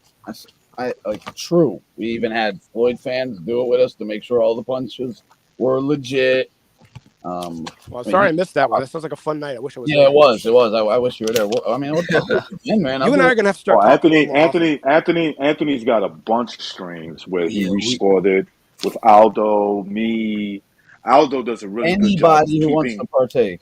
Hell yeah, Aldo does a really. Anthony and Aldo do a really good thing. They keep punches counted. They like make it very clear. They stop, pause. You can see it, zoom into it. You can see whether the punch is landing. So Anthony, who won between Pacquiao and Ugas? I have Pac. Yeah, me too. All right, second question. I didn't need a film study for that one. Recognize you know Anthony and I pretty well. How well do you think he and I are going to get along the more we talk? Well, I think you guys would definitely get along as long as you guys keep it real. Listen, Anthony, me, myself, and a lot of other guys. As long as you keep the conversation real and not about narratives. Okay? No, my point is the fact that how often do you think we're going to agree? I'll put it that way. Yeah. No. Listen. This is not about agreeing. Disagreements, but there's gonna be me and Anthony have had. I've been on a stream when me and him disagreed, and we'll go over it. But for the most part, we understand that it's about keeping it as honest as possible. Keeping it honest. If we make a mistake, boxing criteria, scoring criteria, we'll admit to a mistake. Yeah, there's nothing wrong with that. If you make a mistake, you make a mistake. So it's kind of funny because I was on the show that night for the Ugas Pacquiao fight, and I was watching it as the show was going on, and the feed that I had off of YouTube was exactly because I remember it was L-Dog that was talking about the criteria and everything else like that. And he's saying you're supposed to watch the space between the two fighters and not watch any. And the video was actually of the space in between the two guys. You couldn't really see all of Pacquiao or all of Ugas. You could only see the space in between them. So all I saw was the punches that were thrown and landed. And it just looked like Pacquiao's jab got through that guard all night. And I was just like, It that's another did. round. That's another round where he threw more punches and he landed more punches. It's another round where he dictated the pace. So that's ring generalship and clean punches. I mean, a lot of Ugas's swinging, right hooks. Okay, some were landed, blocked. some were blocked, some were partially blocked. A lot of those body shots were straight up low blows. Yes. He got fucking beat. He got beat. I don't care about like even having debates over this. It's like you either know what you're talking about or you don't, man. Hey, you'll recognize you got a guy called Canelo Fan and Jimbo MOB in the back. Oh wait, hold on. And Canelo Fan. Look, watching that fight live with like people were in the chat, and these ain't like regulars of mine. There's tons of names I had never known. My channel hadn't been fucked with yet. I didn't even. There's a lot of people, and almost everybody, vast majority, had Manny winning. Then everyone leaves to go check social media. The same people come right back and they're like, "Yo, everyone else is saying Ugas won." Now that I think about it, I think Ugas won. I was like, "Dude, you just scored it!" Like, yeah. And some just because Twitter people are telling you that you're wrong, you just fold. Like, do you have balls? Do you stand on what you believe in, or what? So I've got a friend that I've talked to Recognize about. I'm not mentioning his name because I never mentioned his name on air.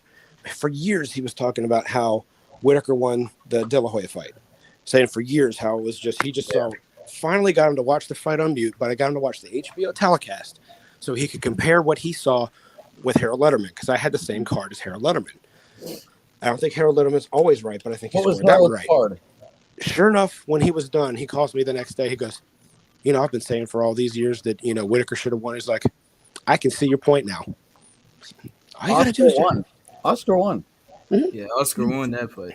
Clearly. Yeah, Oscar beat him. Clearly, but closely. Yes. It was a close fight.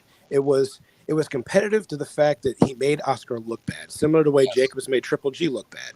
But let me say this real quick. I got to say this real quick. Hey, Jimbo MOB and that's Canelo Fan. Aldo backstage. For whatever reason, when I click on your thing, I can't add you to the stream. I mean, I don't know if like these are different accounts. I have no idea, but it's not giving me the option to add you into the stream. I don't know why. I think his device. Well, if you need someone to drop off, I can get back to work. No, we can have 10. I can have 10 people in here, but for some reason I can't add those guys. Like Jimbo, MOB, and Canelo Fan dropped out, but I would click on them and try to add them on the stream. It gives you the options, kick out or add. It's not giving me any options, so I don't know what the fuck's going on. Yeah, they probably had to connect their device. And Jimbo, look, I just added Aldo. Yeah, what's up? I just added Aldo, right? Aldo's real quick. Aldo, what's up, bro? It gave me an option. I could either kick him out or add him to the stream, and obviously I'm going to add him. But when I click on Jimbo MOB and that Canelo Fan guy, it doesn't give me any option. Jimmy, connect your device, bro. Yeah, I think weird. that's Jimmy, Yeah. bro. Jimbo MOB, that's Jimmy. Maybe Fucking did they not like turn on their mic and cam? That might be an issue. That could be, yeah. I've had that happen to me before, yeah. But yeah. Go ahead, Glenn. Go ahead. Aldo, you want to get in there? Go ahead. Yeah, I hopped in originally because y'all were talking about Mayweather Pacquiao, but now since you brought up Pacquiao Ugas too, if you look back at a lot of these fights, a lot of people just can't shake the fact that they saw the fight with commentary and they saw it one way. Like maybe not, they weren't really seeing it, but they believe it to be in one way and they cannot shake it. Even when they know for a fact after rescore, right? They see some guy clearly doing something different than what they remember. They just can't shake. They can't come to admit the truth. They say like, that happens so many times. This is one of the guys I always do the rescore streams up. Like that one dude, El Jefe, when he watched Golovkin Triple G, right? I was gonna bring that up. The second fight, that was the funniest rescore. He scored the fight. He ends up scoring the fight for Triple G because he wasn't keeping up with his with a his number. scorecard, Yeah. and then he. At the end, when he adds it all up, he's like, "Wait, I had to have messed up somewhere. I can't." Dude, you want to know Hey, something that was crazy? He scored like And then hey, the leaves. obvious triple G round, a split round. Like he said, I'll Yeah. score that 10-10. The most. It The was whole the Chief, time is he Chief was still here? look at his defense. Look at his defense. I'm gonna score it most 10-10. dominant round of the fight. He's like, "I'll call that a 10-10." Hey, is Boxing Yeah. Chief still here? Yes. Yeah, he is. Yeah, I stepped away for a second. I'm back. All right. So I want to respond to you. I can't wait to hear this. Go ahead. Yeah, I had to take care of some business, but yeah. So Mosley, the reason why he didn't want to fight Floyd at that time is like it's similar to like Jerron Ennis and Errol Spence or Terrence Crawford right now. It didn't make any sense for him to fight a young, hungry lion at that time. He only wanted to fight Floyd once it became financially, made sense to fight Floyd, which is later in his career. None of that's why. true. None of that's true. That's not true. No, that Shane is wanted to true. fight He's a Floyd back in champ, and this ain't 1999. a champ. Yeah, go ahead, Anthony. I'll let you take this one, even though because I know you're And going to this, say the same thing. this ain't a champ. Floyd was a champ. I mean, they're both highly touted Americans. That fight was being begged for by everybody. It's nothing like Ennis or any of these guys. That there was a huge financial incentive for that fight. It would have been the biggest payday of both of their careers at that time. Yeah. Would In it have been as 1999, Floyd still had not fought Diego Corrales, which means he'd never had $1 million payday. This would have been his first 7-figure payday, and Floyd didn't want it. This is factual stuff, Rare Breed. I don't know where you're getting your stuff from, but whoever's leading this to you, you need to fire them as your advisor. They're not giving you real information. So Floyd became pro in '96, right? Yep. So you think in 3 years he would have been a financially lucrative fight for a guy like Mosley? It was. It was a financially. Again, listen to what I'm saying. Not even listen to what I'm saying. He wasn't even making $1 million a fight yet. This was going to be a multi-million-dollar fight for Floyd, and Floyd didn't want it. Well, So if obviously, you're saying this isn't financially lucrative, I don't know what the heck you're talking about, because he wasn't making $1 million fighting anybody. He didn't make $1 million fighting Angel Manfredi. He didn't make it fighting Vargas. He didn't Gorio Vargas. He didn't make it fighting Justin Juco, who, by the way, was coming off of a knockout loss. Way to go on that one. And these are the people he was fighting. He didn't make his first $1 million+ payday until he fought Diego Corrales, and that was a year to year and a half after they were trying to make the Shane Mosley fight. So this financial lucrative business you're trying to come up with has no ground. So where you're getting it from, I don't know. Mosley was undefeated at that time, right? Yep. Okay, so when you lose a certain way, that can take you all the way to the back of the bus where you got to start all over. It's not just losing; it's how you lose. He would have gotten dominated by Floyd, and he would have to start. But wait, Reverend, let me give you. dominated. Why didn't he take the fight when Shane was Exactly. Why didn't Floyd You take can the ask fight Shane if that Shane was question. the one's going to get dominated? See, No, here's you what you're asked missing. Floyd that question because Shane was begging for it and Floyd wouldn't do it. That's what you're not understanding, Rare Breed. It's a fact. Rare Breed. Real quick. I want to say this to Rare Breed. Real quick. Okay. Rare Breed. I'm going to give you the tail of the tape. Floyd and Shane Mosley when he was at 135 pounds. So Sugar Shane Mosley, when that fight was being talked about, was 27 or 28 years old. He had 34 wins, 32 knockouts. Okay, 32 KOs. Floyd Mayweather was at 130, still at 130. Huge. He was 22. He was 22 years old with something like 22 wins and 16 knockouts. They viewed Sugar Shane Mosley as a huge threat. Not just a threat like, oh, this guy could beat us. This guy could knock us the fuck out. He was bigger. Lightning fast. Hands. Devastating power in both hands. In both hands. Granite chin. And I don't even blame Mayweather and his team saying, I don't think you should touch that fight. Here's what I blame them for. It's lying about the fact that they said they wanted it then and they didn't. And then people like Rare Breed buy into it. Bingo. Well, because Rare Breed probably wasn't around at the time. The lies is the problem. People thought Corrales was going to be the same thing. We're not talking about Corrales. You keep talking about how Corrales, you're talking about how Floyd was the boogeyman, and you're talking about how Shane didn't want to fight him. And this is not true. So you start bringing in other things and changing the narrative to not face the fact you were wrong in the situation, and that's all there is to it. No, I think people just put certain. Look, dude, nobody knows Floyd Mayweather in this panel better than I do. I held the mitts for him in the Olympics. Sure. I'm Dude, sure I used to be the that may biggest be true, Floyd but boy you're probably not a big fan of fan. Floyd either. I Well, was I'm not due Floyd to boy stuff like fan. what's going on right now. Hang on, Anthony. Let me.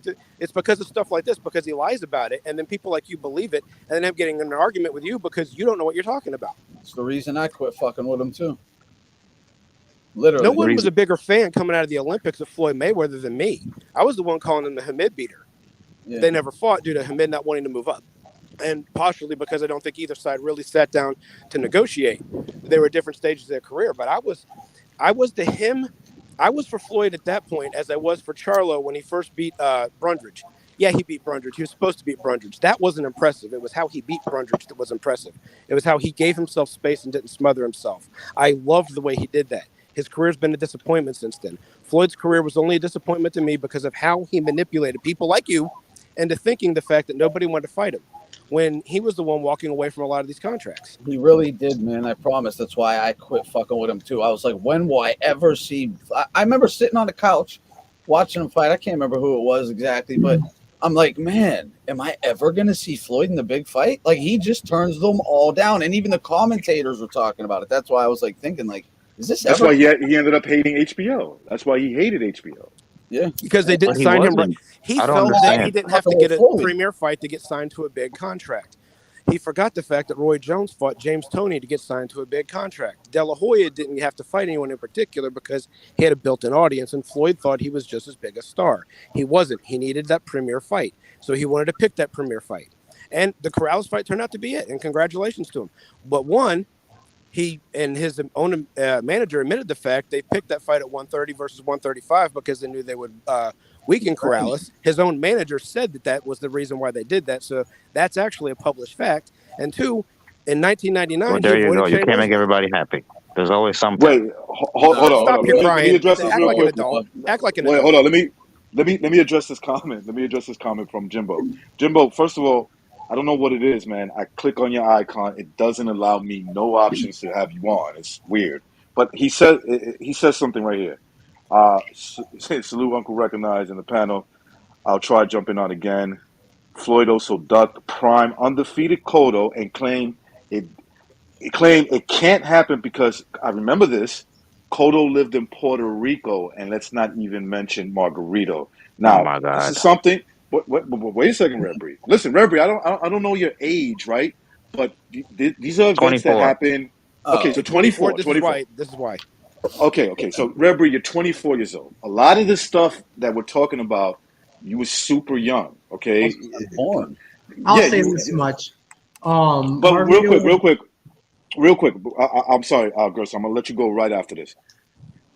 It is true. He did say that on ESPN with Brian Kenny because he got so frustrated, and he was thinking on the dime that the best thing he could come up with, Cotto's from Puerto Rico, and you telling me you never seen a great African American fighter fight a great Puerto Rican fighter? They've happened all the time. Mm-hmm. You know what I'm saying? They happen all the fucking time. Okay, there's plenty of great American fighters that have fought great Puerto Rican fighters, and there was never no problem. First of all, Puerto Rico is not a foreign country; it's actually the Commonwealth of America. Okay, like if I lived in Puerto Rico, let's just say, and I've had this happen, I can come to. All I have to do to come to America is basically just take the plane and go over there.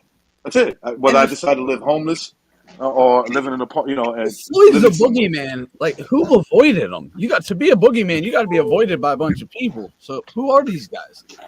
Yeah, early in his career. Early in his career, people were not kicking the door to fight Floyd. Who are these people you're talking about? Shane Mosley for one of them. Shane was one of them, and you don't seem to understand that because you don't seem to understand English and the timeline of the people that were around that followed the sport and just explained it to you that that's not true, and you don't want to accept it. So other than Shane Mosley, who you're wrong about, who else? Because Casamayo, he had chances to fight Casamayo and Freitas when they're fighting on HBO and passed on it. He didn't start calling them out because they were signed to a different network. And boy, did I want those fights, man. And Casamayo talked about Mayweather not wanting to fight him. I feel like Floyd. I feel like he was on the same network. Avoid calling him out like crazy. Ducked him. Well, I I feel won't like call it a dub. Floyd. Look, Who are let these me, guys who duck for Anthony, the- let me put this in perspective real quick so that Rare Breed knows exactly where I'm coming from. Okay, you think I hate Floyd? I don't like him. You're right, but I'm going to call it fair.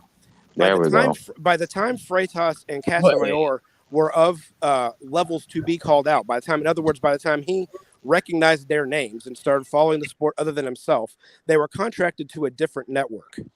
Now, he could have called them out when they were on that network. Nobody really knew who they were, even though they were title holders. When they made names for themselves, they were on a different network. They were on Showtime, contracted to Showtime, and neither them nor Floyd were a big enough star to do a cross-promotion pay-per-view network situation.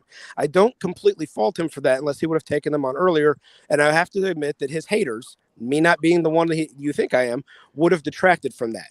But by the time they got to be levels to where he was searching people out, they were already on a different network, and he wasn't a big enough star for that to make that fight happen, and that's a fact. Okay. Then go for him. Let's be real. You're not holding Floyd to a fair standard. What fighter do you know, especially during this era, fought everybody you wanted him to fight? Chavez, Manny, Chavez. Chavez fought everybody wanted him to fight. Okay. Who did Chavez not fight? The Duvas were the one that ran away from Chavez until they knew it was the right time to fight him. Yeah, there's a bunch of guys you can really name, wasn't bro. ducking like that. Yeah, please hold on, Rare Breed. Since I'm definitely older than you, and I've been around the sport longer than you, and I'm not trying to belittle you. Okay, I'm just trying to say, if when I said Chavez, and you said that with a question mark, who did Chavez avoid?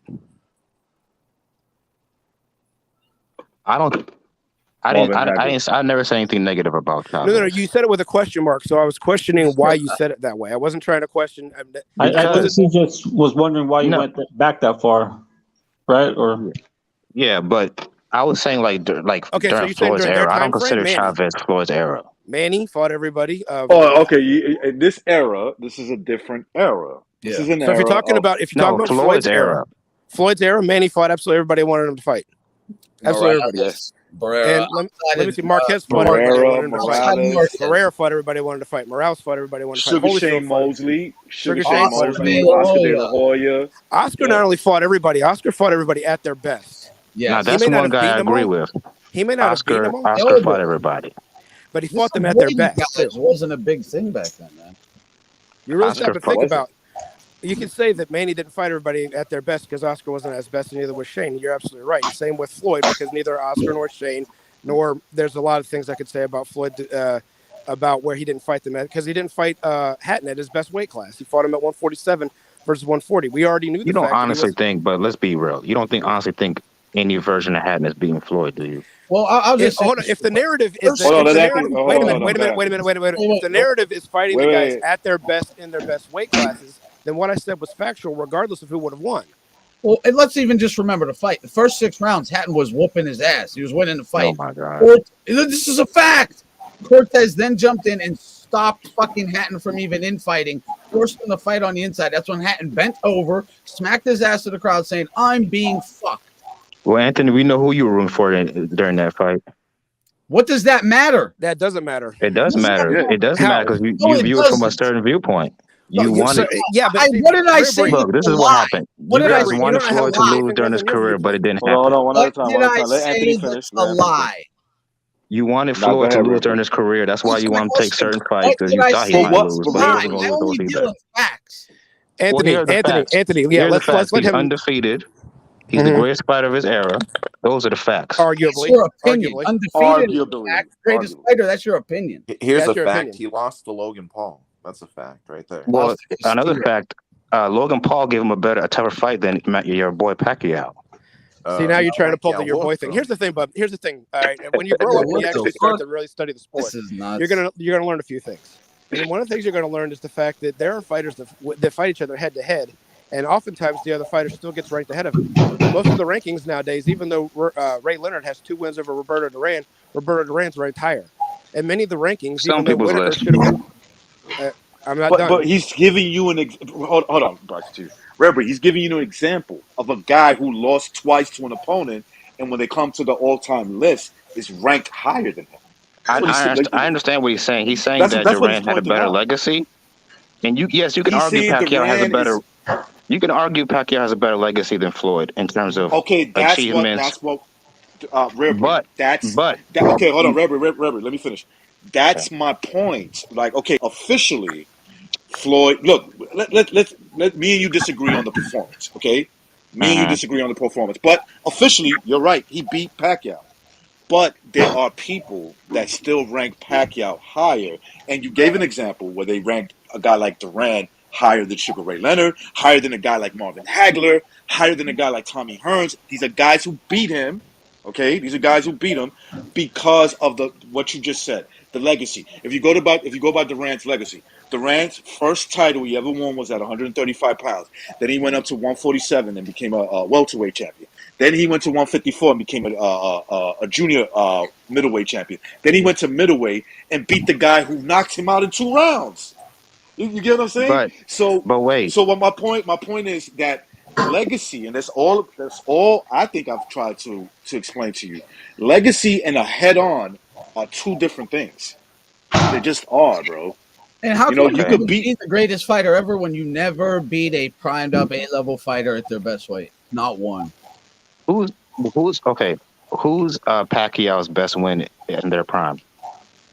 Oh man, Was it Barrera? Was it Morales? I like Barrera. I like Barrera. Anthony, hold on. I like Barrera Who are his myself. best fight? Who are Pacquiao's best prime fighters? Go ahead.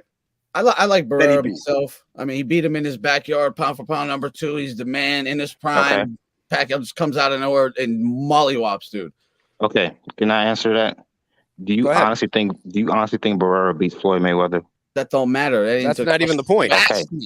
Yo, Barrera is I'm saying that's his best win. That's the best you got. No, I said that's my favorite. Barrera's a Hall of Famer. No, that's That's not like putting Hanoi with You asked Errol for a Spence. prime win. Look, You didn't ask you for can't. the You best. look when asked guys for are prime win. fanboys. You can't expect them to know what we know and appreciate the sport the way we do. And I'm sorry, Rare Breed, but until you start to actually You sound like an elitist. No, because you're compared to you in boxing, I am. Then you're just capping hard as fuck, Bro. for Manny Pacquiao had over 70 fucking fights. He has a bunch of impressive wins. So what are we talking about? Tell me what you know about. Wait a minute, I want to hear what Rare Breed knows about Manny Pacquiao's career, other than the fact he lost to Mayweather. Hold on. Exactly what he knows I don't really care about his early career in those irrelevant weight classes. That doesn't count to me. What, dude? Wait, hang up on Rare Breed. Wait. I'm not gonna hang up. I'm not gonna hang up on him just yet. That's what he wants you to I'm not do. gonna hang up on him. Listen. No, wait. Why do you like irrelevant weight class is the reason what you consider irrelevant weight classes is the reason he is considered a fucking ATG, probably top 3, no less than top 5. Okay, the reason why, because look, he at 19 years old he became the flyweight lineal champion at 19. Okay, then he went up to 122 and beat the long reigning lineal champion. Hold on, Rare Breed, hear this. He took the fight on 3 weeks' notice. He wasn't even supposed to fight Ledwaba. The opponent of Ledwaba, I forget who it was, had pulled out of the fight because of some type of, I don't know, injury or some shit. Here comes Pacquiao. They call Pacquiao. He says, yeah, no problem. I'll be there. Former flyweight. How about Keith Thurman? Floyd ducked for 2 years. The Pacquiao beat the living. Keith Thurman was washed. Floyd ducked him for 2 years. He was his man for 2 years. Pacquiao beat him. He should have lost to Lopez. You got to see. Oh well, he Rare Breed. 2 years. And how old was Manny go watch when him he fight took on Ledwaba. Go watch him fight Ledwaba and watch him beat him every second from the round 1 to the 6th round when it ended. He literally beat him every single second. Okay, recognize. Here's another one. Goes up to Barrera. He was an underdog, right? Goes up to Barrera, who had just beaten Eric Morales. Had 2 fights with Morales, and he beat him in the second fight. Goes against that Barrera and beat him up every single second of that fight. Barrera was the number 2 pound for pound fighter in the world at the time. Yep. And guess what Pacquiao did at that point? Guess what Pacquiao did that nobody's ever done, which is be a flyweight champion and become never mind featherweight, not even a super featherweight. Okay, he was already the only guy to ever accomplish that. Those irrelevant weight classes is what made him a one of the all-time greats, legendary fighters. Not just an all-time great, a legendary fighter. I don't want to bash Pacquiao because I actually respect Pacquiao, but I feel like people put too much emphasis on the 8 division champ thing because you could say, isn't Adrian Broner like a 4 division champ? He was never even a real champ, though. Like, let's keep it a buck. He was never A lot of those were vacant belts. Yeah, but I'm saying nobody will consider him greater than Marvin Hagler. No, because you don't have the wins to back it up. Yeah, but I'm not one of those. Okay, so Rare Breed, I'm not one of those Manny's people. wins are better than Floyd's. What division was Broner ever the man in? Exactly. And here's the thing that I don't necessarily consider a guy above someone else just technically Pacquiao never won undisputed either. So neither was Floyd Mayweather. And but he said the man, so that's what I'm just trying to say. I'm just trying to, Okay, but you can still beat the best fighter in your division and not be undisputed. Let me draw 2 conclusions real quick. I want you to understand about my point of view. One, I don't think that just because you won a title in more than one weight class makes you better than someone that spent. Basically, I'll put it this way: I don't think that if Spence would have worked his way from 147 all the way up to 160 to fight Triple G, he would have been better than Triple G because he had 3 titles in 3 weight classes. Do you understand what I'm saying?